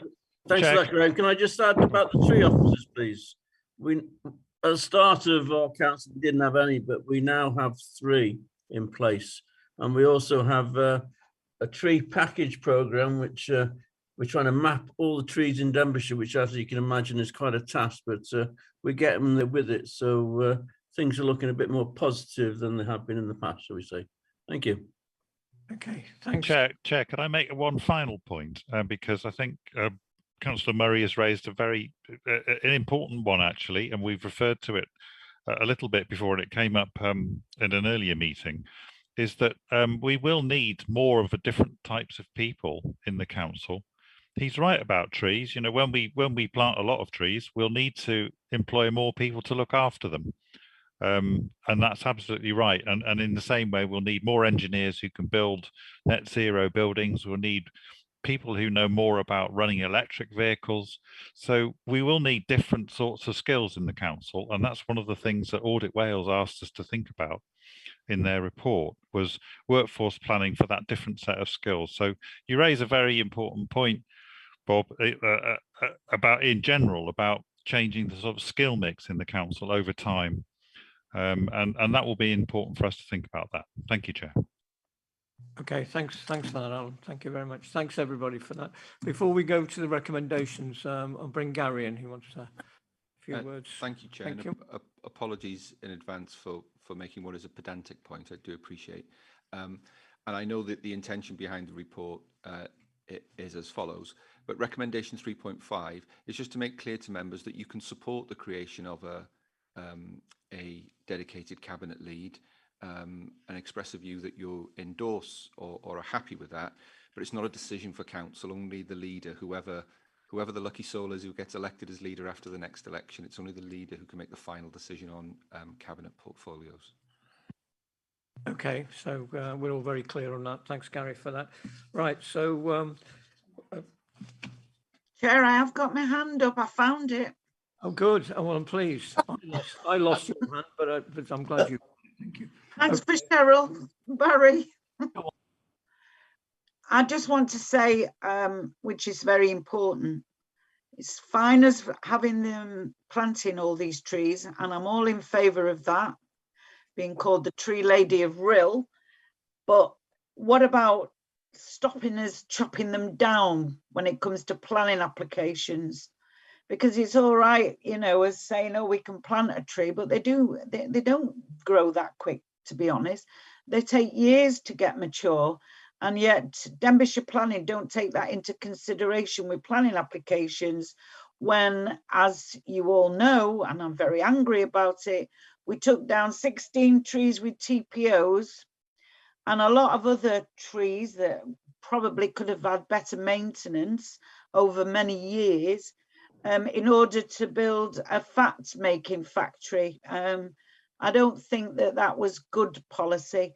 And I want to know how we're going to protect the trees of the future that are already in situ. And I think that should be made part of the policy. Let's plant trees, but stop cutting them down as well. Thank you. Thank you, Jeanette. Does anybody want to just come back to that before we go to the recommendations? Yeah, I'll come back on that, and I appreciate Councillor Chamberlain-Jones that she has been very upset about the planning application that resulted in trees being cut down. As the lead member for climate and also Councillor Tony Thomas, I didn't just sit and let all that happen and not look into it. I looked into it behind the scenes. I didn't turn it into a political football, mean that in the nicest possible way. I got the tree survey for those particular trees, probably because of the maintenance or lack of it. The tree survey tells me that they were in a poor state of health. I can't argue with that survey. I'm not an expert. Likewise, I can't go to the people that did the survey and accuse them of, you know, you put this report forward. It was an independent tree report on the former Crownbard site. I couldn't challenge them. I'm not an expert, so I have to take them at their word. But you've hit on the right point, Jeanette, that going forward, the planning policy needs to be looked at, most definitely. And I won't say any more on that because I've said a lot about the planning policy in the last 12 months and the guidance. So it does need putting in place. And really, it takes us back to the beginning of this debate when I said things like, it's not perfect, it isn't perfect, the honeymoon's over. Here's a perfect example. It hasn't been great since July 2019. You've raised a perfect example. There's other examples in Prestatyn. The North Wales Trunk Road Agency chop trees down, and they do it correctly to the letter of the law, but it's still not nice to see trees being put down. So once again, hopefully the baton gets taken up in the next council, and this will be one of the points, one of the items that can be drilled into, and what can we do to stop it happening. Probably, I don't know, I'm not an expert, it'll come back to the maintenance that will mean that trees are healthier for longer, and we won't get what happened on that unfortunate incident at the former Crownbard site. Thank you, Chair. Thank you, Councillor. I've got Gwyneth Councillor, and then we're going to draw a line under it and we'll go to the recommendations, please. Thank you, Gwyneth. Yeah, dwi just isio cytuno. Yes, I'd just like to agree with Jeanette. It is important that our policies in planning to appreciate the contribution made by trees. What's the point of having a TPO, tree preservation order, if we're going to fell the trees? So I agree with Jeanette. Thank you. Okay, thank you thank you very much for that. That was a very, very good debate, and it is ongoing. The whole climate and ecological debate and work will continue, and will continue way after probably after my lifetime, certainly. So we'll go straight to the. Can I just thank officers and all those involved with this report? I find it's a very, very interesting report. It's the state of the nation year one, I suppose, for Denbighshire. So it is important, and it will build on in the future. Thank you very much for that. So can we have a proposer, please, and a seconder? Have we got? Yeah. Do you want to come forward, Brian, and propose, Councillor Brian Jones? Yeah, if you can bear with us, Chair, I've dropped the boo-boo slightly with my charging function. Hang on, I'm just switching over. So the recommendations read as follow. 3.1, to note the progress made so far during year one of the strategy delivery. 3.2 is to agree in principle to continue the climate change and ecological emergency political working group into the new council. 3.3, to provide feedback on the draft plan approaching for inducting members of the new council after the May 22 elections onto this agenda. 3.4, that the committee confirms that it's read, understood and taken account of the wellbeing impact assessment at Appendix 1 as part of its consideration. And finally, 3.5, to consider the creation of a dedicated cabinet lead for climate and ecological change, as recommended by the Climate Change and Ecological Emergency Political Working Group. Thank you, Chair. I'll just bring Gary in for that one, because that was the one that he raised at 3.5 as I think the intention of the recommendation is to express support for the creation of that. So if it was if the lead member's happy that if it was just instead of consider but to support the creation, then it's council's view. As I said, it would be a decision for whoever is the leader. Okay. Fine. I'm happy with that. Yeah, if we want to amend that, then. So can we read it out for clarity again, please, Gary? Sorry, yeah, I would just suggest that you remove the word consider and insert the word support, so to support the creation of a dedicated. Right, there we go then. So just for clarity, I'll read it out again then. 3.5, to support the creation of a dedicated cabinet lead for climate and ecological changes as recommended by the Climate Change and Ecological Emergency Political Working Group. It's on record. Thank you, Chair. Thank you, Councillor Jones. Do we have a seconder for that, please? I'll second. Thank you very much indeed. Are all in favour? Anybody against? Okay, well, thank you very much for that. That was a very, very good debate, very good, interesting. Shall we have, what do you think, 10-minute break? And we'll be back at 10 past, should we make it 10 past 12? Everybody happy with that? Thank you, members. 7, thanks for everybody returning, those who've been able to. This is the council tax 22-23 and associated matters. It's on page 93, agenda item 7, and we've got Councillor Julian Thompson-Hill and assisted by Steve Gadd, or is it the other way around? It's a well-known duo anyway in these matters. Yes, I don't know whether Steve would appreciate saying that he's assisting me, but there'll be reprisals later, probably. There probably will be, but I didn't say it, of course, so the reprisals will be against you, Chair. Thanks very much. Okay, thank you, Diolch yn fawr iawn, Mr. Cadeirydd. We obviously set our elements of council tax in our January meeting, as you'll be aware. This paper is the formal setting of the council tax, so that in addition to the Denbighshire County Council element, we include the city, town and community council, which for brevity, and I will refer to as community councils going forward, no insults to cities or towns that there may be, and the police and crime commissioner precepts onto ours, and put them in the correct wording, which allows us to actually issue the bills to residents. When I finished, I'll ask Steve to formally give the section 151 statement, which he needs to confirm. Appendix A to the report has the full detail on the wording. I'm not going to go through things in any great detail. I'm sure you've all read it avidly. Just to pick up a few of the quick sections that are involved with there.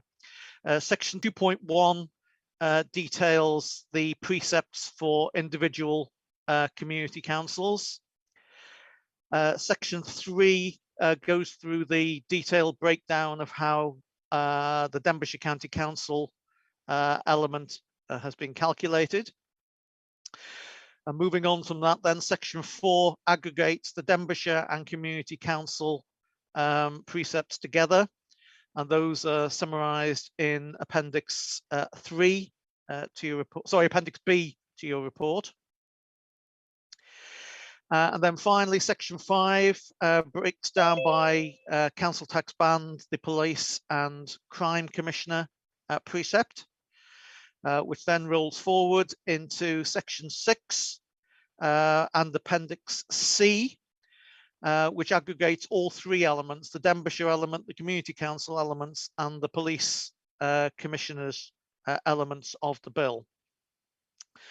And then finally, section 7 deals with how we treat certain specified types of dwelling, and there were no proposals to change the way in which we've treated those for a number of years.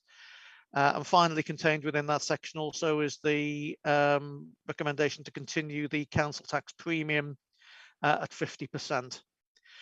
So, as I say, this is a formal, slightly technical document, but hopefully that clarifies the various sections. So I'll now hand over to Steve, who has to formally give you his opinion as section 151 officer. Steve, over to you, please.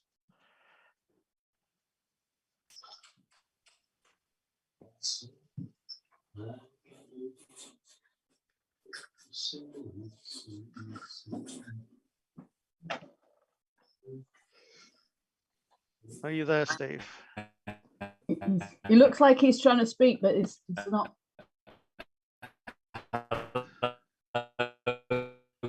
No, he's breaking up, isn't he? Thank you. They're going to brief me now. I'm going to listen to the briefing while I walk the dog. Clever, isn't it?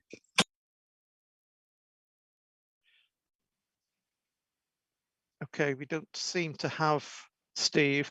You'll see in section 1.2 in Appendix A, Steve's section 151 officer statement in terms of the robustness of the budget estimates and the adequacy of reserves, and a formal highlighted area there about the resolutional.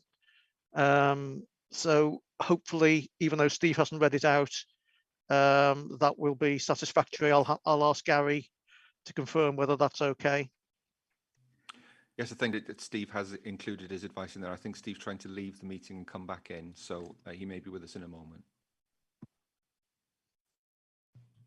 We'll just give him a couple of Yeah. minutes to see how he gets on.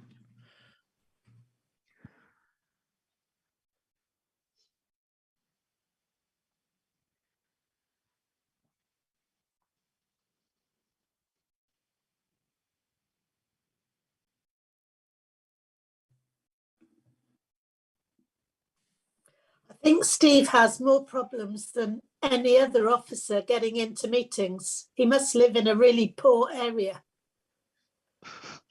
I presume you mean poor in terms of connection rather than any other Poor problem. connection.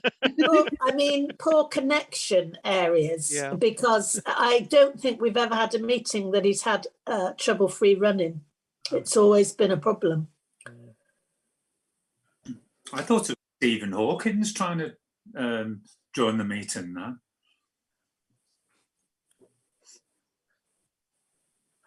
I think if Steve does have difficulty, Chair, in getting back in, you do have his yes on pages 98 onwards in the pack.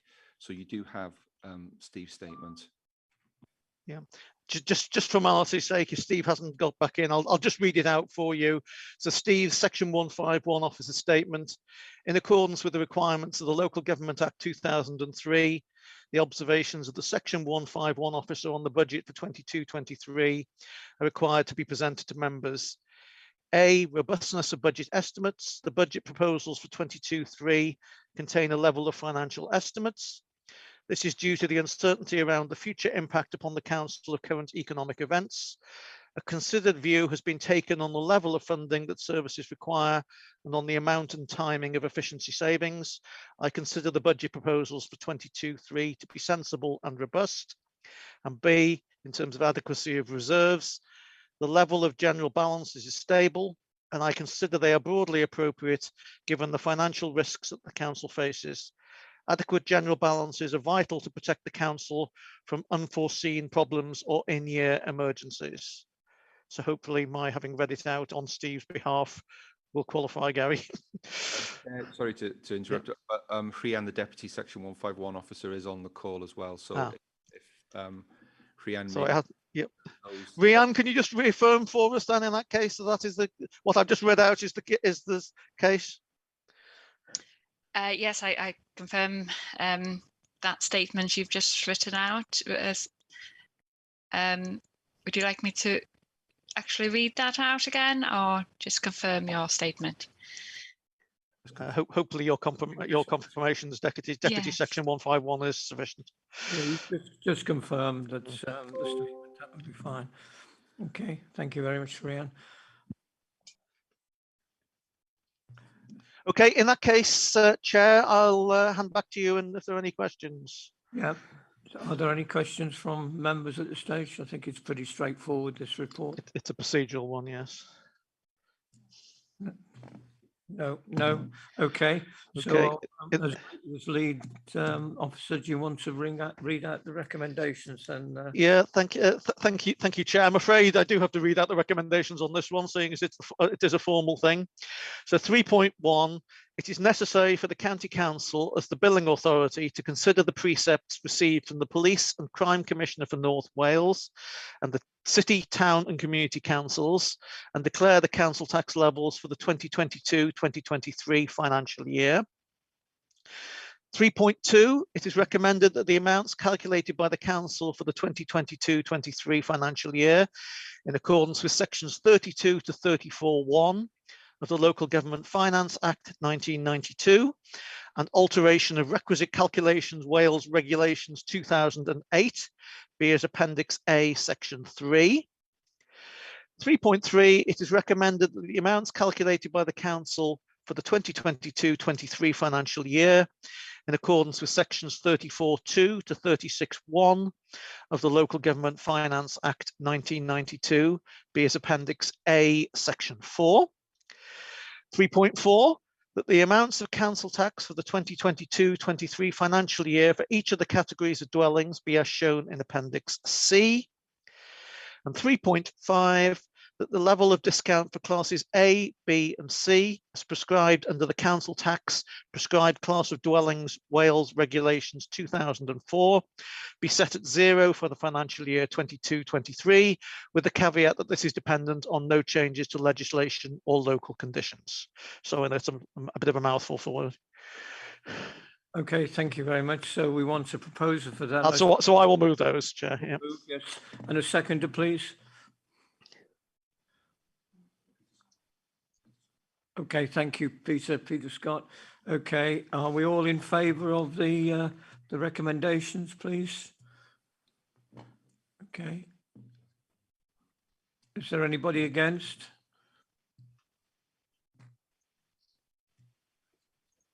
Yeah, any abstentions? No. Okay, thank you very much. That's good. That's been moved forward and carried. Thank you very much indeed. Okay, we'll go on to agenda item 8, which is the capital plan 2021-22 to 2024-25, recommendations of the strategic investment group. That's on page 109. That's agenda item 8, please. And Julian and Steve are back on the stage again. Thank you. We are. I'm assuming, I can't see whether Steve's come back in or not, so I'm assuming it's actually Rianne ably supporting me on this one again. So this is a sort of a multifaceted report for you, Chair. The first few appendices to the report detail the current capital plan, and it breaks it down by service and various other areas in some of the documentation, and an update on where we are with some of the major capital project updates. I report these on a monthly basis to Cabinet. And Appendix 4 on there summarises the current position with regards to those. The main elements of the recommendations are contained within Appendix 5 and Appendix 6 in terms of this. As you will know, we deal on an annual basis with what we call the block allocations. And those are dealt with on an annual basis, and the Strategic Investment Group reviews the bids and makes appropriate recommendations on their treatment to Cabinet and then on to Council. You'll see in Appendix 5 and in Appendix 6 the details of the bids which are recommended to you from Strategic Investment Group and Cabinet. Just to summarise a little bit, we had just over £12.5 million of funding available to us. The main variance from previous years is that there was an inclusion, you'll see there, of £4 million, which has been funded by prudential borrowing allocation within the approved budget for highways spend. And you'll probably be aware that there was a reduction in Welsh Government's capital allocation, which we utilised for these block allocations. And again, as part of the budget proposals which were agreed, we put in a revenue contribution to allow us to potentially borrow to top up that shortfall. And that generates just shy of £3 million, which you'll see in the table in the report. The recommendations are broadly in line with what we've done in previous years' treatment of the block allocations, with the addition of the £4 million of highways spend. Section 1.4 on page 132 gives some of the detail on that. As I say, Appendix 6 gives the recommended allocations. Appendix 7, if I can draw your attention to that one as well, and I'm sorry it wouldn't be a finance report if we didn't have loads of appendices, details the capital strategy report for 22-23. You may well remember, and we're going to be touching on it in the next paper as well, that a number of the prudential indicators in relation to capital were stripped out of the overall Treasury management report and put into this new capital strategy report. The introduction to give some introduction and background. Section 2.5 to that gives some detail of the capital financing. Section 2.7 and table 3 is the estimates of capital financing requirement, excuse me, for the council, and with some estimates going forward. Paragraph 3.3 is the relationship between our outstanding debt in comparison with that capital financing requirement. And we need to demonstrate, obviously, that our debt is at a lower level than the CFR, which, as you can see from the table there, it is. Table 5 in that report demonstrates the authorised limit and the operational boundary which we set at this meeting each year, and you'll see that I'm happy to confirm that we remained within those limits in the last 12 months as usual. And perhaps the most important one from I'm sure we usually have from a member perspective is table 7 there, which is the ratio of our financing costs to our revenue budget. So in other words, what proportion of our revenue budget do we actually use to support our borrowing? You'll see from the table there that for the general account, it remains pretty consistent and has done for a number of years, around about the 7.1, 7.2% of revenue budget. And for the housing revenue account, just under 38.5 it's obviously a lot higher on that, because that is the rents are what we actually use in order to utilize our program of keeping our housing up to standard, and indeed building new council housing now. That was a very quick canter through what is quite a detailed set of reports.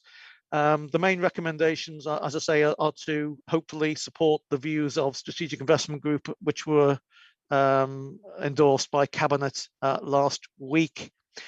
Rhiann, is there anything that you wanted to add to what I've said, or correct what I've said?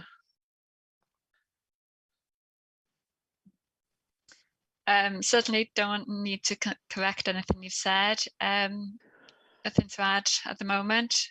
Happily accept any questions.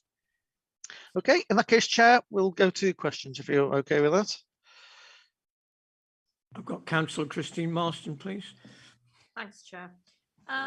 With regards to the allocation, there is mention of bridge structures and maintenance.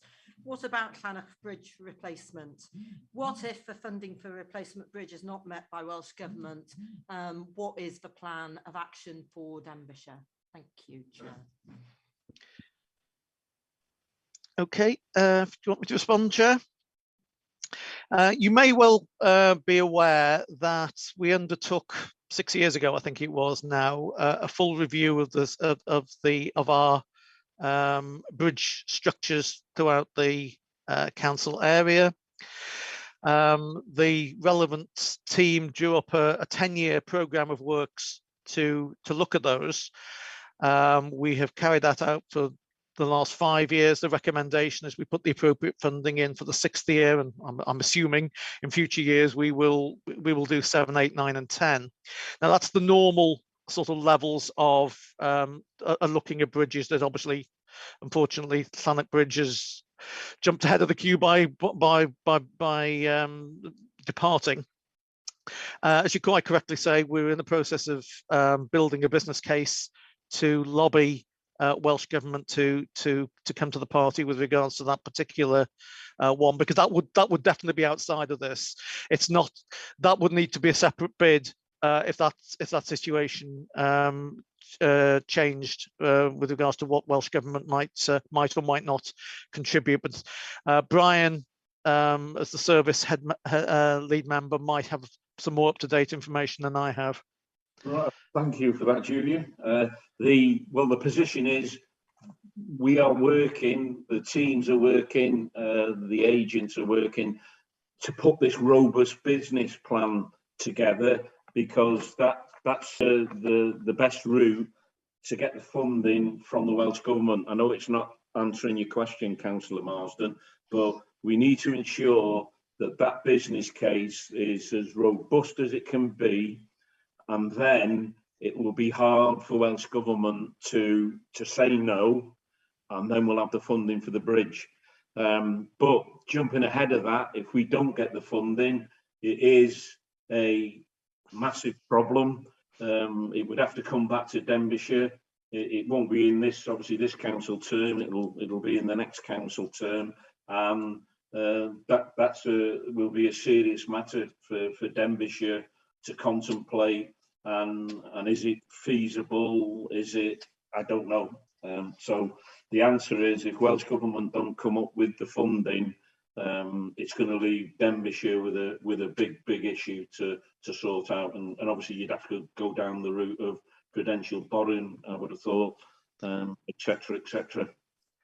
Yeah, yes, thanks, Brian. If I can just to wrap that up, I would say that obviously if it was either only partially or not supported in the fullness of time by Welsh Government, it would need then to go through our own internal processes in terms of the bid to be assessed alongside all of the other priority areas that we have to put capital funding into. It's not for me to prejudge how that will be done, but it is contained within the draft medium-term capital strategy, which is the long list, so to speak, of projects that we think might well be requiring funding in the coming years. Yeah, and if I could just jump back in then, Julian, just to give Councillor Martin some reassurance, I'm fully aware of what the local feeling is with the bridge not being there. I honestly understand that. And so to use a real term, by hook or by crook, if we can't get it from the Welsh Government, we'd have to, as Julian said, put it through the process, and politically it would have to be fought for, and it's something that hasn't been handled on this scale before, and it obviously brings into question what plan have we got going forward on other bridges in the county, etc. I know Julian's been through that, but we'll park it there for now. So that's my response. Thank you. Okay, thanks. Can I come back, Chair, please? You can.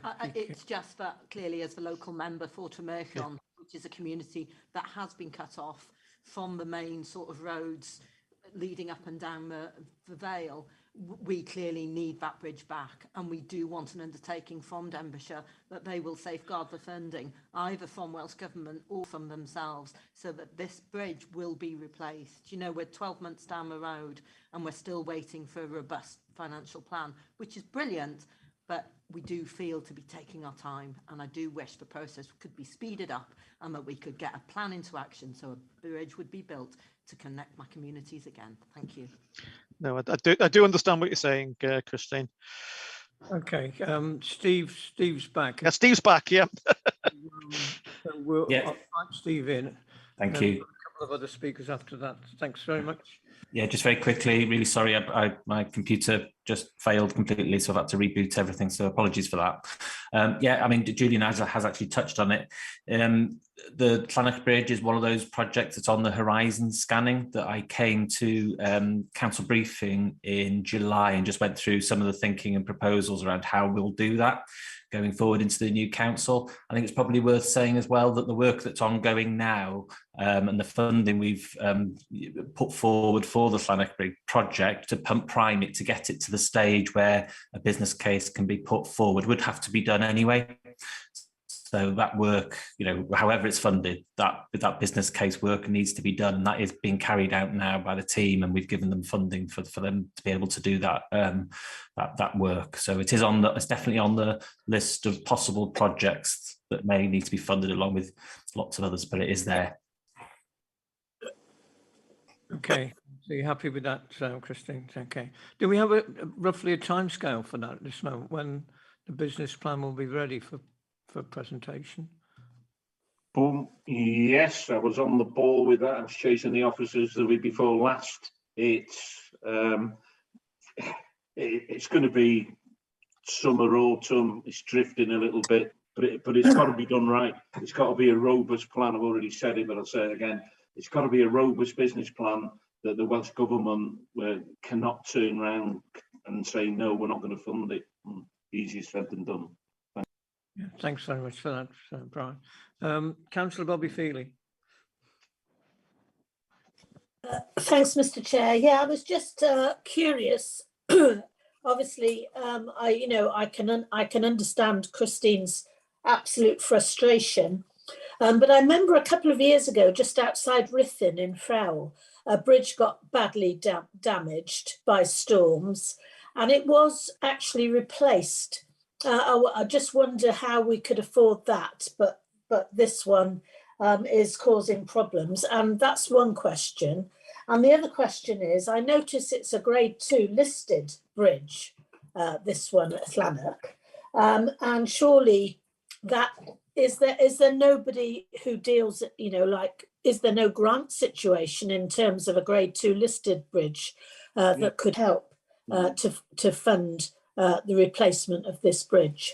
Yeah, not familiar with the bridge you're referring to, Bobby, further upstream, but Cadw obviously were notified of the Llanarch Bridge immediately when it was unfortunately washed away. It's in the sidelines, anything that might come from them. There's nothing I'm aware of that's concrete, and so it leaves us with those two options without repeating myself: Welsh Government and in-house at Denbighshire. I was just really, I guess I was asking if any exploratory work had taken place in those terms as yet, and maybe Steve again, might very know. briefly, because we're eating up time here. There's been a lot of work done. There was a lot of work done on Llanarch Bridge virtually from day one. A lot of scoping work, a lot of detailed high-level design work, and so. No, I didn't mean on that. I meant on the Grade 2 listing side of things. Sometimes it helps. Yeah. The officers concerned went straight to Cadw, and nothing concrete came back. Okay, all right. Yeah, thank yes. you. If I can just confirm, because we had a similar situation with another bridge some years ago, which was also listed, and Cadw were not able to provide any financial assistance towards it. So how come we could do the one just outside Ruthin in Frowell? Does Steve know?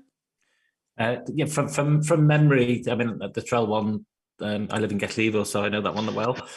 Yeah. But from memory, the Trell one was funded from the Flood Relief Fund. It's a lot smaller bridge than this one. I think the problem with this one is the work that's needed. The structural works, the engineering works are massive to actually put this in place and to make it sustainable. Okay. It's certainly not doable, and those plans are being developed now, but it is a lot bigger job, I think, than the Trell one. But the way that, because there's a bend in the river, and that's going to have to all be engineered, and it's quite a complex. So it's particularly difficult. All right. Okay. All right. Thank you. Okay. Thanks very much for that. Bob Murray, please. Yes, Chair. I can understand Christine's concerns and frustrations, and I don't think this is going to be over and done very quickly. Is there no way of putting a non-permanent bridge, i.e. army-type Bailey Bridge, until this is done? Surely that'd help. Thank you, Chair. Yeah, I could answer that one, Chair. You may be aware, you may have seen it in the media. Again, Councillor Murray, this was one of the first conversations after the bridge went. There's actual territorial army gear up in Mochtra.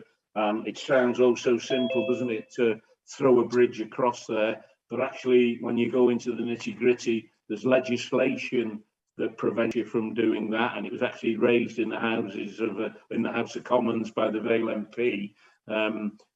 It's not as simple. You can't do it. You can't chuck a military type bridge in place for use by the general public. So that's where we are with that. And another governing factor on this is when the bridge is replaced, it will be replaced sort of cosmetically, like for like. The span will be bigger. That means that even with a territorial army type bridge, a military bridge, you'll be going on to land that Denbighshire doesn't own. And therein lies another element of this replacing the bridge, that you've got to go through negotiation of potential land purchase to actually get a bridge across, it can't be military because of the regulations, but a permanent fixed bridge. it's not a simple solution as it first appears. Chair, I understand it's not as simple in any way, but are we looking at anything else that we could put across if it's not a Bailey Bridge? Well, again, I'm not the technical expert, but if you look why the bridge was washed away, the foundations are not suitable, weren't suitable, and that was proven by the fact that the velocity of the river, which increased because the swerve in the river disappeared over time, the meander. When you put something back there, you got to get into that and lots of other technical details, and the foundations of what will be the new bridge will have to be to a technical specification, and they can't just plonk them where the old bridge was that was built in the 18th century, whenever it was built. I quite understand that, Chair, I really do. But I'm just thinking about Christine and her residents, you know, there must be something that can go. I mean, I don't know how many months it's going to take to do. Could be 6, could be a year before this thing's done. Surely there's something that can go across there in the meantime. I'm convinced there is. You know, I've seen bridges in the army go up. I've seen bridges go up all over the place. I've worked on them. But I don't see why we can't get something that's non-permanent to go on there. Thank you, Chair. Can I bring you, okay, we've had this discussion about the bridge, but actually what we're looking at is the overall capital plan. So can I just bring you back to that? It's very clear that there is ongoing work. It's not going to be a simple, it's going to be quite a challenge by the sounding. It's not going to be done simply overnight. So we have to go with it and just see how we go. So can we bring you back to the agenda item 8? And if there are no other questions, I'll ask Julian to go to the recommendations, please. Okay, thank you very much, Chair. So 3.1, the members note the latest position on the 21-22 element of the capital plan and the update on major projects. 3.2, the members support the recommendation of the Strategic Investment Group as detailed in Appendix 5 and summarised in Appendix 6. 3.3, the members approve the 22-23 capital plan, and 3.4, the members approve the capital strategy report for 22-23 as detailed in Appendix 7. I would so move. Okay, you're putting that forward. Is there a seconder for that, please? Thank you, Peter. I think okay. Everybody in favour? Yeah. Any against? Abstains? No. Okay. That's been moved forward, and thank you very much for that. So we'll go on to agenda item 9, which again is Julian and Steve, and this one is the Treasury Management Strategy statement TMSS 2022-23 and potential indicators 2022-23 to 24-25 Appendix 1. Okay, Julian, if you want to come in on that one, please. Okay, thank you very much, Chair. As you say, this is to approve our annual Treasury Management Strategy statement. This has been to Governance and Audit Committee, who agreed that this be recommended to be brought forward to Council. The 3 key planks I probably will reinforce behind all of our treasury management practice are firstly security, secondly liquidity, and thirdly yield. And as I've said previously on this over a number of years, yield is pretty non-existent these days, unfortunately. As I referred to in the last report, many of the capital performance indicators are now contained within the capital strategy report, which was Appendix 7 to the last one. The actual Treasury Management Strategy statement itself is Appendix 1 to your packs, and I'm not going to go through it in word for word or anything, but I'll just cover some of the headline news. It gives some background information both local and at a national and macro level. It goes through the list of counterparties who we can and can't use for borrowing purposes. Shows the limits of investments. Goes through our borrowing strategy, and I'll touch on that in a little while in a little bit more detail.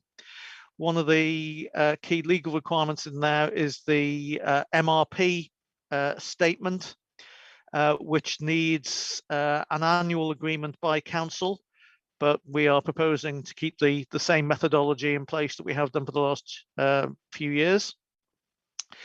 In terms of the borrowing strategy, just for a bit of background information, at last count, our total borrowing amounted to, with the PWLB, the Public Works Loans Board, which is our long-term borrowing providers, was, forgive me for this, I'll give you exactly, £210,931,791.29. And we also have £30 million worth of short-term borrowing from other local authorities. In terms of some of the profiling of that borrowing, the oldest debt dates back to 1986 and predates obviously Denbighshire, and around about £104 million predates the year 2010. And you'll be aware, obviously, in the last several years, we've had a number of large-scale schemes. For instance, the buying out from the PFI contract, which obviously saved us significantly on revenue costs, but the borrowing obviously sits on our account. And you'll be aware as well that Welsh governments are increasingly changing the way they fund schemes, particularly the larger scale schemes like the flood ones, from giving us a grant to saying that we need to borrow the full amount of the scheme upfront, and then they reimburse us on an annual basis thereafter. But of course, that then means that the debt sits on our books, so to speak. Annex A to the report details the remaining prudential indicators, and again, I'm just happy to confirm that we've stayed within all of those limits which were set. Annex C contains a handy glossary to terms, because this is one particular area where we can happily have a conversation which sounds like you might be coming in Greek, because it is quite technical at times. So hopefully that glossary will help in some of those. Just again, for a bit of background for you, the most recent audit review came out as a medium assurance level in terms of how we internal audit found our treasury management function. And final point that I just wanted to pick up on before I hand over to Steve, again, I touched on it in the last report, was the medium-term capital strategy, which is being developed to consider the potential scale of funding projects that we might need over the next 5 to 10 years, and that's now being built into our thinking in terms of our future borrowing and future treasury management requirements. So I think that's probably all I wanted to say at that point. So I'll hand over to Steve on that, please. Thanks, Julian. Yeah, I just wanted to add two things really. The two graphs on page 203, sorry, not 103, 203. They're quite, they show a good pattern of really what we've been doing the last 2 years, and you can see the quite big blip, if you like, in both borrowing and investment balances at the beginning of 2020, and that was around the funding for the COVID and the business grants that went out early on in the pandemic. So we borrowed just before at the end of the financial year 2019-20, for long-term borrowing, but it also gave us the cash flow to be able to cope with making sure that those grants went out in a timely fashion. Now, in what happened was that Welsh Government actually came up with funding mechanisms themselves and started paying us the revenue support grant early, etc. So we actually had more money, and that's why there's also a increase in the investments for a while, because we actually had to look after that money while we were arranging those payments for businesses. So that just explains that bit. But we've now sort of gone back to a steadier state, which is always better for treasury management purposes. It's always a worry if you're the worst thing that can happen is we run out of cash, basically, and that's part of the treasury management, is making sure that we don't, and making sure we plan for when big ticket items are going out of our bank account, and that's done on a daily basis. We manage that constantly. And then the other final thing I was just going to mention was the training for members. Obviously, there'll be a new governance and audit committee with maybe some new members on it after the election. And it's been a while, it's been a couple of years since we did a formal training session with our Arlene Close, our treasury management consultant. So we'll arrange one of them, hopefully soon after the election, or after June, July time. What we'll do, the same as last time, is invite all members as well, if you're interested. I know at 1 o'clock after a long session this morning, it's probably the least thing you want to think about, but we will have an open invite. So if you want to come to that as well, obviously Governance and Audit Committee members are tasked with obviously scrutinising what we do, so they will need to come, be mandatory training if you like, but for backbench members and other members, you're quite welcome to attend as well if you're interested. Thank you. Okay, thanks very much. Are there any questions on this very fundamental report? Very comprehensive report. There shouldn't be any questions, really, should there? I can dream. Okay, there aren't any questions. Okay. Okay. In that case, I'll leap in with the recommendations before anybody can think of any, Chair. So the recommendations are 3.1. The Council approved the Treasury Management Strategy Statement for 22-23 as in Appendix 1.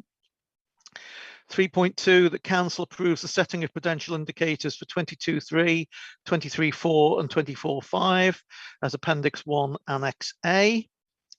3.3, the Council approves the minimum revenue provision statement as contained within Appendix 1, Section 6. And 3.4, the Council confirms it's read, understood and taken account of the wellbeing impact assessment in Appendix 2 as part of its consideration. I so move. Thank you very much. Do we have a seconder for that, please? Yeah, Thank you, Martin, for that. Okay, so right, okay. Is everybody in favour? Yeah, okay. Anybody against? Any abstentions? Okay, thank you very much. That's been moved forward. Thank you. Okay, we'll now go on to agenda item 10, which is on page 227, which is the role of the diversity champion. And I think Leader is going to speak on this. Yep. Harry's going to speak, I think, as well. Thank you. Thank you, Chairman, and I'll be pretty quick on this one. This follows a report. This is a follow-up report to a motion that went to full council in December. It was referred to Democratic Service Committee in order to develop the role of the diversity champion, which is in Appendix A. Today's report, Chairman, is not about looking to appoint anybody. It's just to approve the new role. And I'll ask Gary to take you through the Appendix A element of the report. Yeah. Thank you, Gary. Thank you, Chair. Just to confirm what the Leader said, Councillor Kensler brought a motion in December. Council referred it to Democratic Services Committee. Democratic Services Committee recommending to Council that the role be created. And if Council agrees, we'll look to bring a report to the new Council when we're appointing champions following the election. In terms of the appendix, Councillor Kensler has emailed me prior to the meeting with some typographical errors, and I'm mortified at some of the stray apostrophes that are in there, and I do apologise for that. It's one of my pet hates as well. But essentially, the role description has been drafted to mirror as much as possible the role descriptions for the other champions that we have, such as carers, learning disabilities, homelessness, young people, etc. So the role of the champion is to work closely with the relevant lead member and to be, if you like, the council's conscious and an advocate for diversity issues. So they're happy to answer any questions. Gwyneth, do you want to ask a question? Diolch yn fawr iawn, Mr. Thank you very much, Mr. Chairman. I suggested that we should add, and I'll say it in English, by the diverse communities, and to encourage people from diverse communities to stand for elections. I would just... We can happily include that in the role description if members are happy with that. Yeah. Good. Any other questions from anybody? Yeah, Bobby, please. Just one question, Gary. Have we got role descriptions written down for all the champions? Yes, we do. Yes, and they look very much like this role description. They're fairly generic with just the odd bullet point relating to the specific service area, but we do have for each of the champions. Okay, thank you. Councillor Mark Young, please. Chair, just a quick one. So really great role, but it's quite complex. I just wondered, would support and training be offered for the role, please, Gary, in the future? I'm sure it will, but just like confirm if so, please. Yes, the WLGA are currently working with the Heads of Democratic Services Network on a range of training materials to be provided to local authorities after the election, and we're currently working with Councillor Richard Maynon on what that plan will look like. Equality and diversity will be one of the topics that WLGA will be producing, if you like, common materials on for people to use, and clearly we would want to support the diversity champion in being able to fulfill their duties. And there will be as you know, council approved previously the creation of a new group to monitor and encourage the council in all of its work around equalities and diversity. And this champion will obviously have a role to play in liaising with that group too. Okay, Jochen Bow, Chair. Thank you, Gary. Jochen Bow. Thank you, Gary. Okay, no more questions. So, Leader, would you like to read out the recommendation, please? Yes, thank you. 3.1, that council approves the creation of the role of diversity champion in accordance with the role description set out in Appendix 1 with Gwyneth's sort of suggestions, extra suggestions there. Okay, thank you very much indeed. Do we have a seconder, please? Yep. Thank you for that. Are we all in favour? Happy to second that, says Councillor Kensler. Anybody against? No abstentions. Okay, that's been carried. Thank you very much indeed. Okay, we now go on to agenda item 11, which a motion called by Councillor Brian Jones. So I'll ask Councillor Brian Jones to put his motion forward, please. Yeah, thank you. I'll read the motion out and then I'll add a little meat onto the bone as quickly as I can, and then we'll go from there. So the motion reads that Denbighshire County Council acknowledge that proposals for a large-scale tidal project off the coast of Denbighshire are being developed by the private sector. That significant work is required to bring mature proposals before the council, and that the council would consider these detailed proposals in due course. That the council is supportive in principle in the development of tidal energy projects off the Denbighshire coastline. And accordingly, Denbighshire County Council resolved to 1. Support in principle to the development of a large-scale tidal energy project off the Denbighshire coastline and 2, that a group of DCC elected members, including the lead or nominated deputy and a member of each MAG, be set up to monitor, evaluate and progress a North Wales tidal lagoon, and to lobby both UK, Welsh Government to support the project. So very briefly, to add some meat onto this, it backs into the earlier paper really about our climate change strategy. We need to look at all elements of climate change, and this motion puts before us the potential of tidal lagoon energy.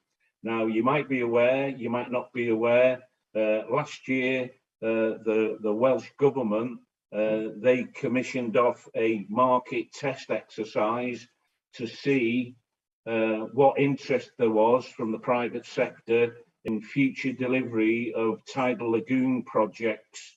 And in the words of the Welsh Government, this report was published in the public domain. In the words of the Welsh Government, they stated that there was a strong response to this exercise that they carried out, and that actually there's going to be a forthcoming Welsh Government preferred approach to the identified competition, and they're going to put in place a support package to this competition that responded to this challenge for the future of the Welsh Government Tidal Lagoon Challenge, as they call it.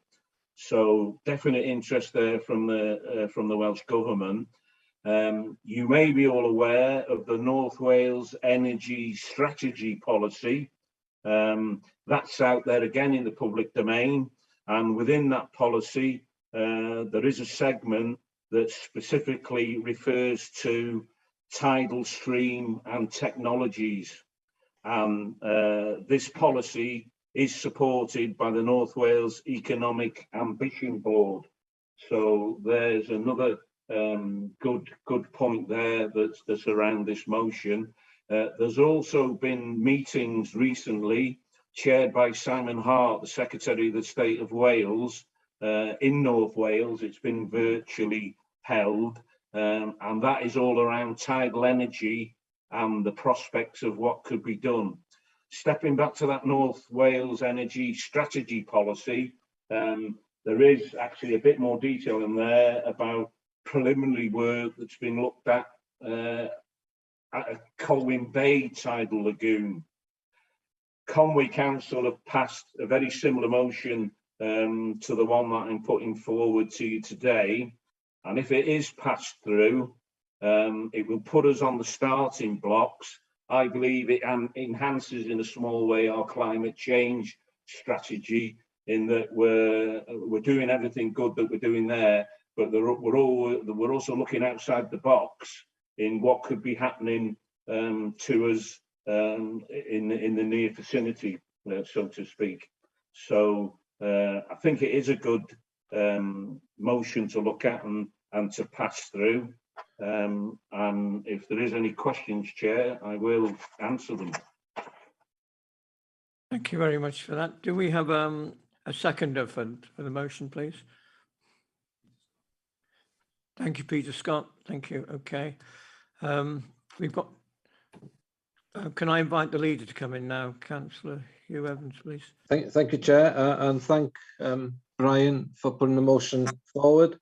And it's safe to say, isn't it, that most of us as members would support a project that would generate clean energy from natural resources, particularly in light of our climate change agenda.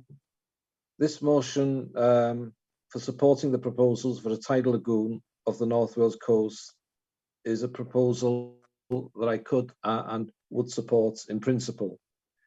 But it has to be noted, this is a large and complex project, and we are still not clear as to what the pros and cons are for us here in Denbighshire.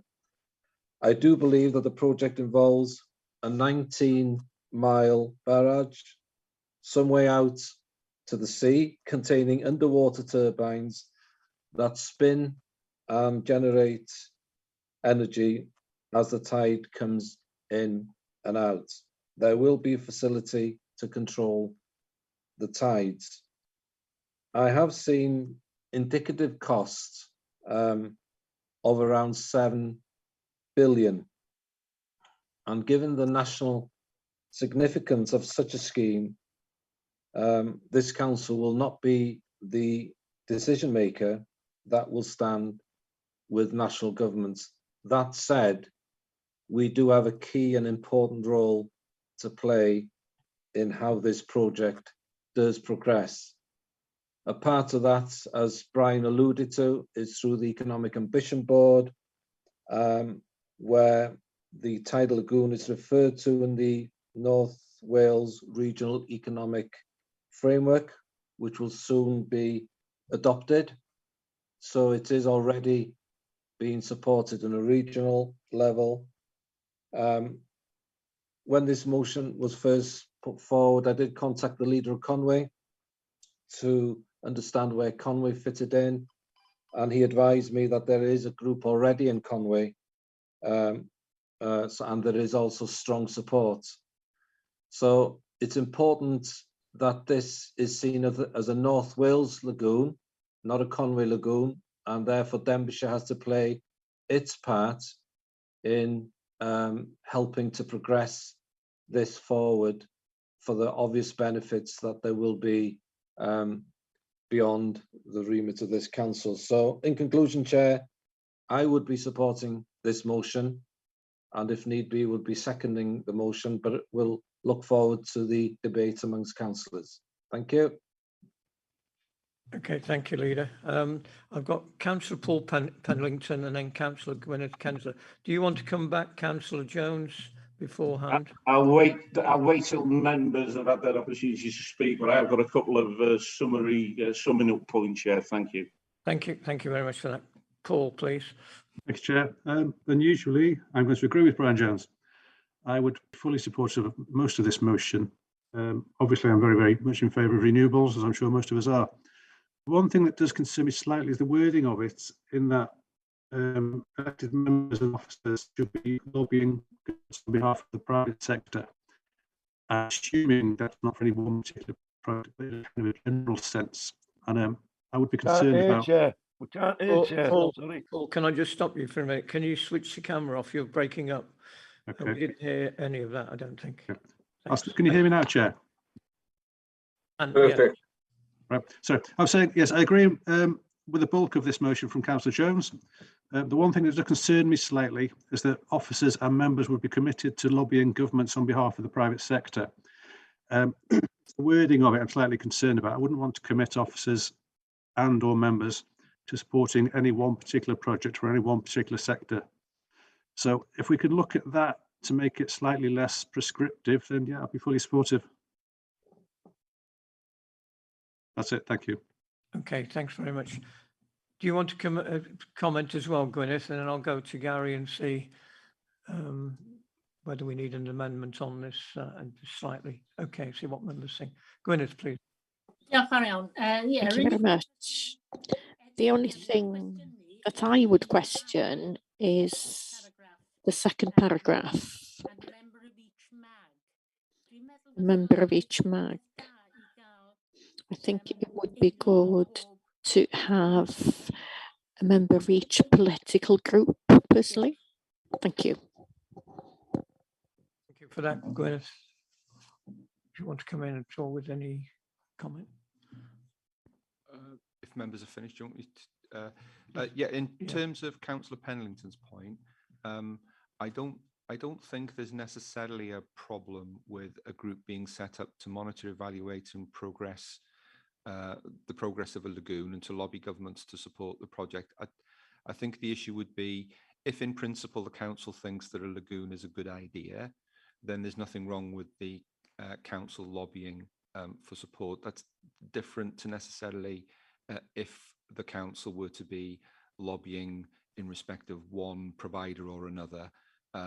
In terms of the makeup of the group, then it's a matter for members, but if you wanted to, you could ask that a group of DCC elected members be created with terms of reference to be drafted and agreed, we could do that. We can do terms of reference for a group to have its membership as members wish.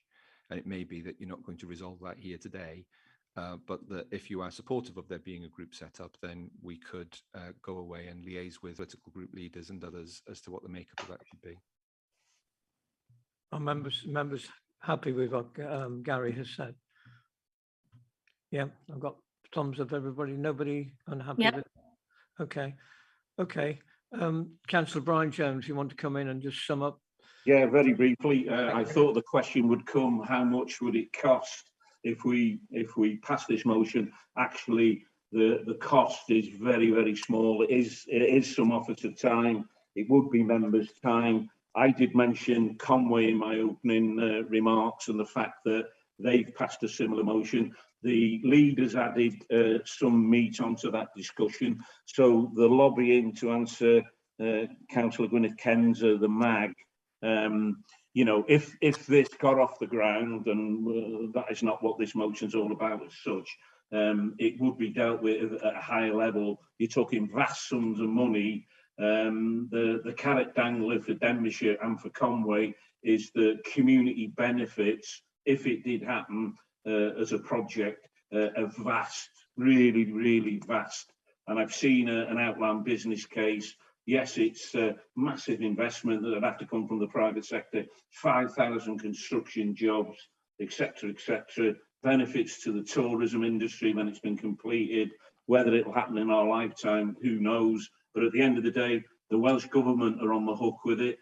The UK Government are looking at it. And so what I want is Denbighshire have put a marker in the sand that we are forward thinking. We've seen what's been discussed out of our boundaries of Denbighshire, and we want to be on the starting block and involved in discussions if they progress, and we want to be there for the benefits. So that is it from me, Chair. Thank you, Councillor. I've got Councillor Emrys Swyn now. Yeah, diolch yn fawr, sori, do'n i'm yn mynd i wneud cynnig, ond yn dilyn y drafodaeth. Thank you. Following this discussion and following on what I've heard from the leader, would it be possible to look at the first part to support in principle a large-scale project off the North Wales coast, including Denbighshire? Because it's more than just a Denbighshire project, isn't it? Yeah, I think. Sorry, you're on mute, Gary. It's a trick of mine. Yes, I think I don't think it's necessary. I don't think it's necessary to amend the wording for that to be the outcome. Clearly, what's intended by this motion is an in-principle support and authority to set up a group of members. So if Councillor Emrys Swyn wants to move that specific amendment, then we'd need to move it, second it, vote on the amendment, and then vote on the substantive resolution. What I'm saying is I don't think it requires it. Well, Going on from what you've said, Gary, I accept your recommendation and I accept that entirely. I just thought it would make it clearer, but I'm not going to press the issue. Councillor Jones is happy to amend, then we don't need to go to the vote, but it's entirely up to him. I don't think that the wording is absolutely necessary. If Councillor Jones is happy, then I will be happy as well. Yeah, and if Councillor Emrys Swyn is happy, I'm entirely happy here in sunny Rill. Thank you. Thank you very much. I've got the leader wants to come back in. Please. Yeah, thank you. Just responding to Emrys's suggestion there, we're just representing the views of Denbighshire here, and it's important that those views are put forward to the regional basis, but the North Wales approach is coming through the regional economic framework of which we are a part. So that's going to be moved at some point in the Ambition Board, probably in the next council now. So the North Wales approach is covered from that. We're here representing Denbighshire. So if you're minded to support the motion, then our position is very clear on a regional basis, which is what this is about. Diolch, Emrys. Okay, thank you, leader. Right, we've had a we've had the motion, we've had it proposed, we've had it seconded. Are we all in favour of supporting this motion, please? Okay, yeah, okay. Any against? No absentees or abstentions? No. Okay, thanks very much. So that's been passed. We go on to agenda item 12, which again is a notion of motion put forward by Ellie Chard. So Councillor Ellie Chard, please, if you could come put your motion forward. Yes, afternoon, everybody. I wasn't sure if we'd get to this stage, so thank heavens we have. On behalf of the Labour Group, I am seeking financial support from Denbighshire County Council to assist Ysgol Tirmorfa to build a hydrotherapy pool for the severely disabled pupils there. The school does not have enough money to complete the project, and every year the pool isn't built is a year of lost learning for the most vulnerable young people in society. Plus, provision for the most disabled in Denbighshire is lacking. That's my motion, and then shall I carry on with my little blurb and then seeking support from everybody? Okay. So somebody wanted. No, somebody wanted. Shall I continue? Yes, Chair? please. Yeah. Yes. Okay. Okay. The governors have been trying to raise funds for a pool to be used by their pupils. At present, the school transports only 5 pupils to the nearest facility, which is Ysgol Pengorch in Flintshire, once a week.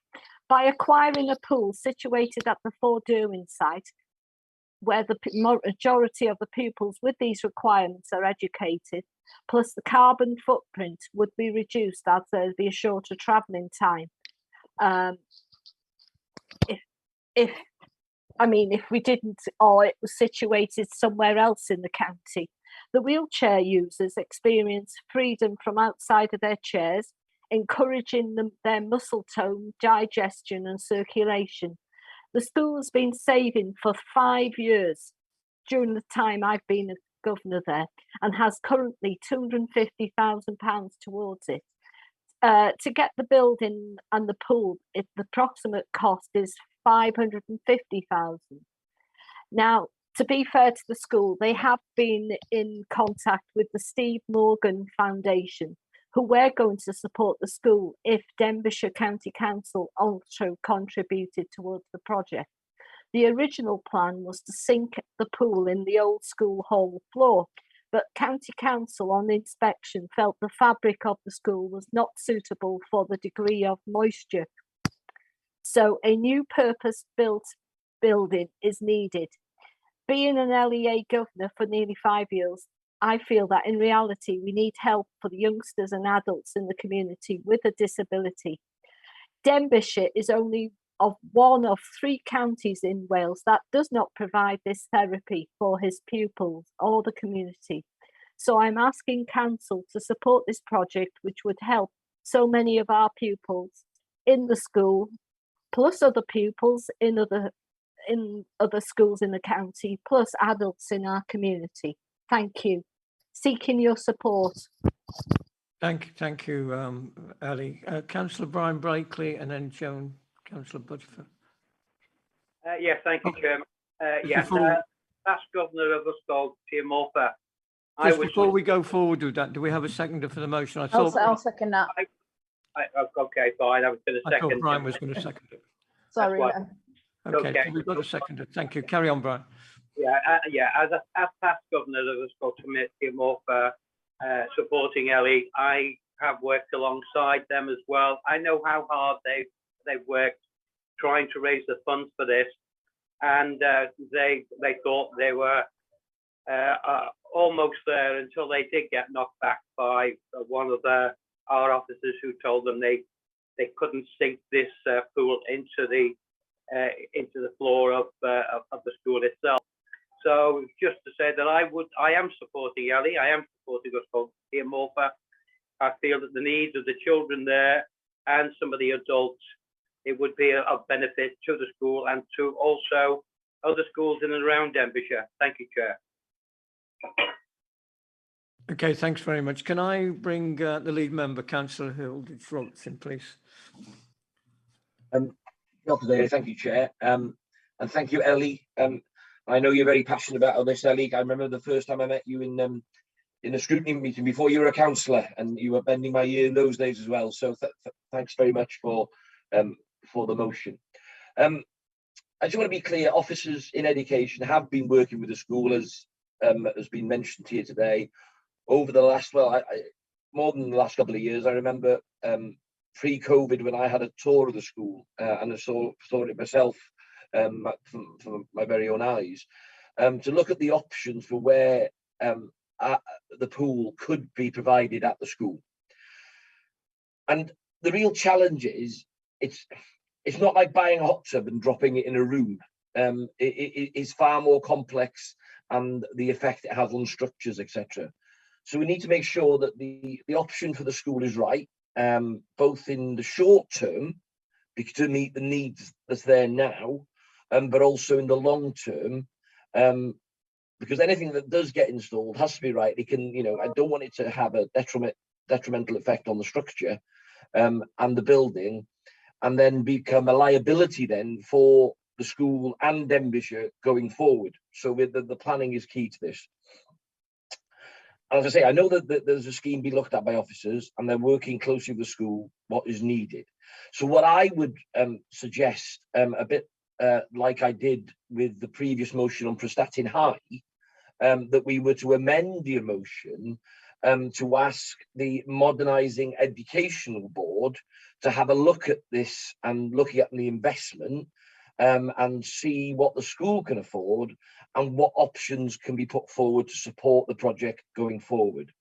So in a way, I'm looking for an amendment because I know there's many priorities in schools for investment. And honestly, I'm not becoming a soft touch by pushing everything to the motions that come here, but I don't want to bat them away. I want to make sure that we look at everything open and transparently. And it's really important that the needs of children with disabilities are met within Denbighshire where we can. So that's what's my aim. So what I'm suggesting, Gary, or I'm sure you can probably articulate it better than me, Gary, is that we have a paper, look at the funding options, put it to Modernising Education Board, and then they recommend from there, if possible. Thank you. Do you want to come in on that? Yes, I think that's right. So effectively, what we would have would be an amendment to the motion to say that that council refers to Modernising Education Board the question of the building of a hydrotherapy pool at Ysgol Tir Morfa, for them to consider any proposals and to make suitable recommendations thereafter. So it will then be looked at in detail in the appropriate body, who can then make recommendations as to what's the most appropriate way forward thereafter. But okay, thanks very much. But I take it Councillor Hilditch-Roberts is moving that. You need a seconder. Yep. Well, yeah, we're going to say we need a seconder for that amendment, please. Are you your hand up, Cheryl, for the to second? Well, yeah, Ellie's is as well, but let Ellie take it, I think. Okay, Ellie. Yeah. As I unmute myself, yes, I just want them to know that the head teacher and the governors, they have got a plan there. So hopefully, Gary and Hugh, we can get it sorted, because they are desperate. Because in the meantime, they're still travelling all the way to Flintshire, and we're talking about the climate, etc. So yes, I'm all for it, supporting you. Okay, the amendment. Thank you. Bring in Gary again, please. In that case, if the mover of the motion is happy with the amendment that's being proposed, we don't need to go to a vote in respect of that. And so what you're now looking at is an amended motion, which is, as I said before, that the question of the construction of a hydrotherapy pool or Ysgol Tir Morfa be referred to the Modernising Education Board in order that they can consider the proposal in detail and make any recommendation thereafter. Okay, thanks very much for that. Now I've got some, I've got a list of people who want to speak. So I'll ask Joan Butterfield, please. Councillor Butterfield, she'll come in first. Thank you, Chair. Seeing that Councillor Elishard has accepted the amendment to her notice of motion. It seems that whatever we did have to say now doesn't bear much resemblance to the motion that's been put. So I would have preferred the motion to have stayed as it was, but because the mover has accepted that, I think that whatever we had planned to say, and I was going on to say that how important this is to give a better quality of life to this small number of very disadvantaged people, but how it would enhance the whole living quality of a wider population within Denbighshire and perhaps further afield. But there we are. It seems that we are to accept this now amendment. So thank you, Chair. That's all I have to say. I won't take any more time up. Thank you. And I'll bring Gary back in now on the amendment. Yeah, I think to be fair, the amendment is very sensible. I would be urging caution to council if they were to be considering significant investment in anything on the basis of a one-paragraph motion without a detailed proposal and business case, and having had the benefit of Chief Finance Officer statement, etc. So by following the amendment, what the council's doing is recognising the request and sending it to the appropriate body to take a look at it in detail to consider what, if anything, should be done further. Okay, so everybody happy with that? I've still got hands up, so I've got Councillor Bob Murray.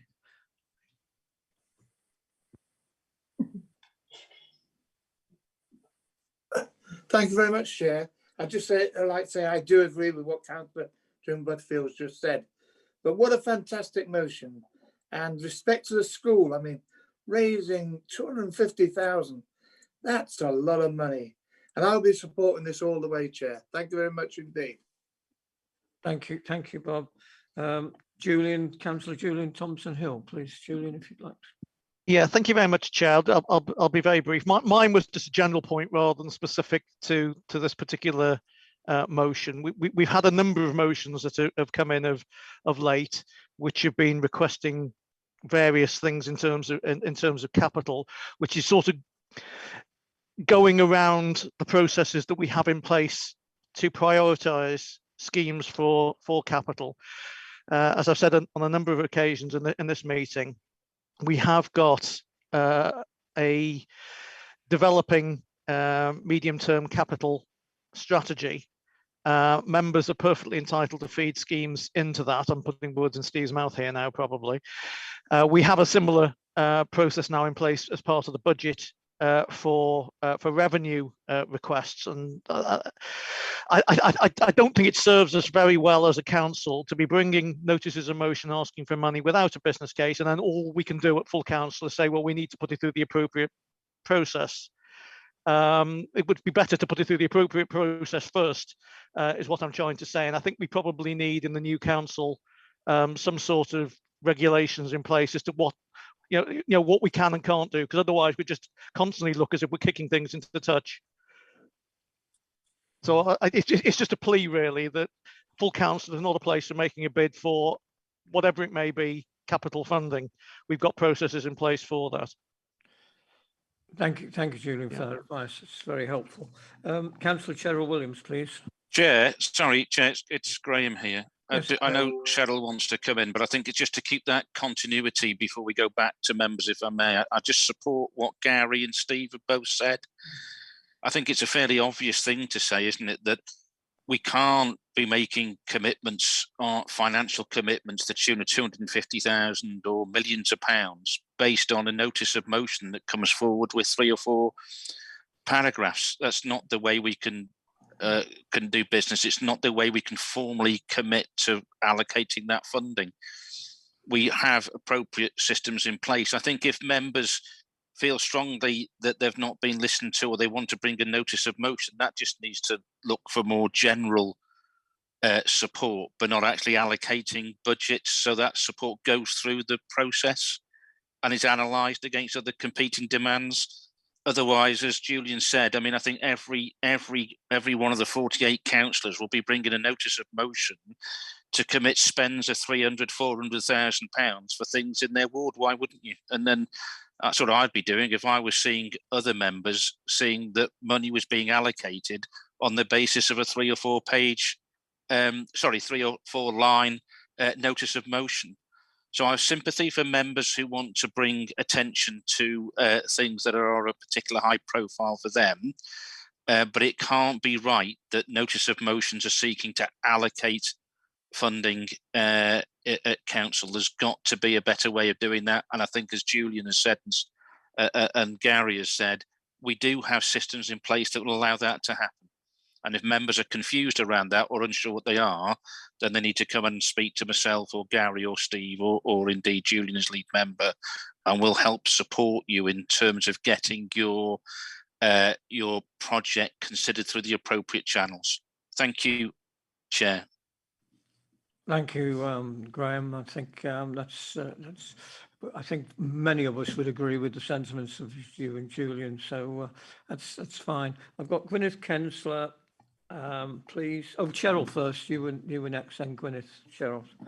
Thanks. Yeah, I just wanted to support Ellie on this. I know how long it's been going on myself. I've been party to some of the fundraising they've done. I think I can commend them on that they've raised an incredible amount. But I do think this is really much needed, and I'd like to see the children of Denbighshire that do need this sort of thing to be allowed to use it, and I'd like to see it happen very soon if we can. Thank you, Ellie, for bringing it to our attention as well. Okay, thanks, Cheryl. Gwyneth Kensler, please. Yeah, well, ruins really important. As someone who's been chair of governors at a school Plasbron Dyffryn in Denbigh, I am very aware how valuable this is. One of the things that will need to be done in the business plan is what is the capital. That is so important. I always used to preach about this in the 90s when we were discussing different projects. You have got to have the capital amount. You've got to know how much that is. Thank you. Thank you, Gwyneth. Councillor Paul Pennington to round off everything. Thank you, Paul. You're on mute, Paul. I just muted myself. Sorry, obviously fully supportive of this. I was only going to ask what would the sort of rough ballpark figure be for a project like this? Can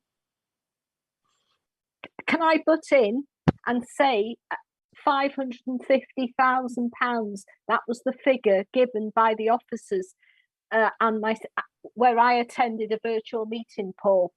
They were talking to us that it would be around £550,000, and they have, and the school has got a business plan. Okay. Can I ask you a further question then? If we did some sort of community fundraising and applied to the wind farm and all that kind of thing and managed to get the money, would there be support from the council to put that plan in place? Well,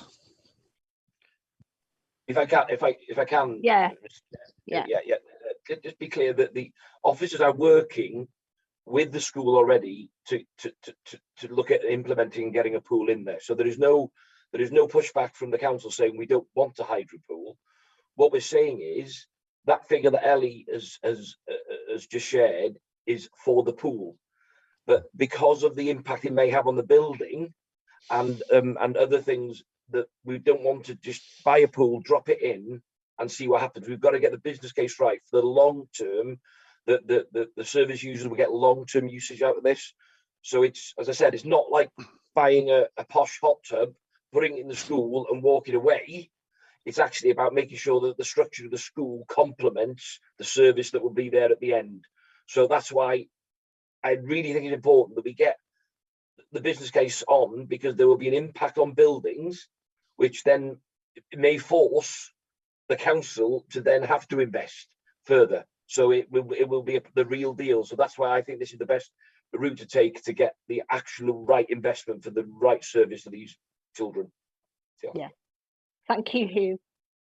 Okay, thanks very much for that. Right, okay. So we've had an amendment which has been accepted. We need to vote to take it forward. So is everybody in agreement with what has been discussed and suggested? Thank you very much. Are there anybody against? No, abstentions. Can't get the worms out today. No abstentions. Okay, thank you very much. So that's taken forward. So thanks very much for that.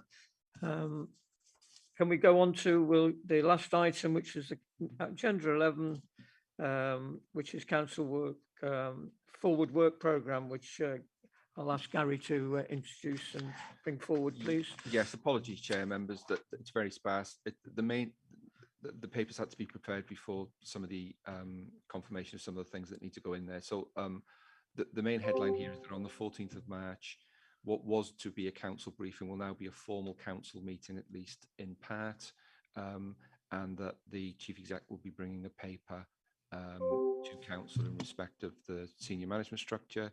At annual council, we will be dealing with the appointment of chair, vice chair, election of leader of the council. There may be some constitutional reports that need to come from there, depending on the progress being made with development of a model constitution. And there will be reports relating to the appointment of lay members to the Governance and Audit Committee, because we'll be required to do that post-May. Okay, thanks very much for that. Well, that ends the full council. So thanks very much for all contributions today, all members, officers and so on, and thanks for the support staff as well. The meeting is finished at 13:43, so thanks very much indeed, and look after yourselves, and thank you all. thank you very much. Bye all.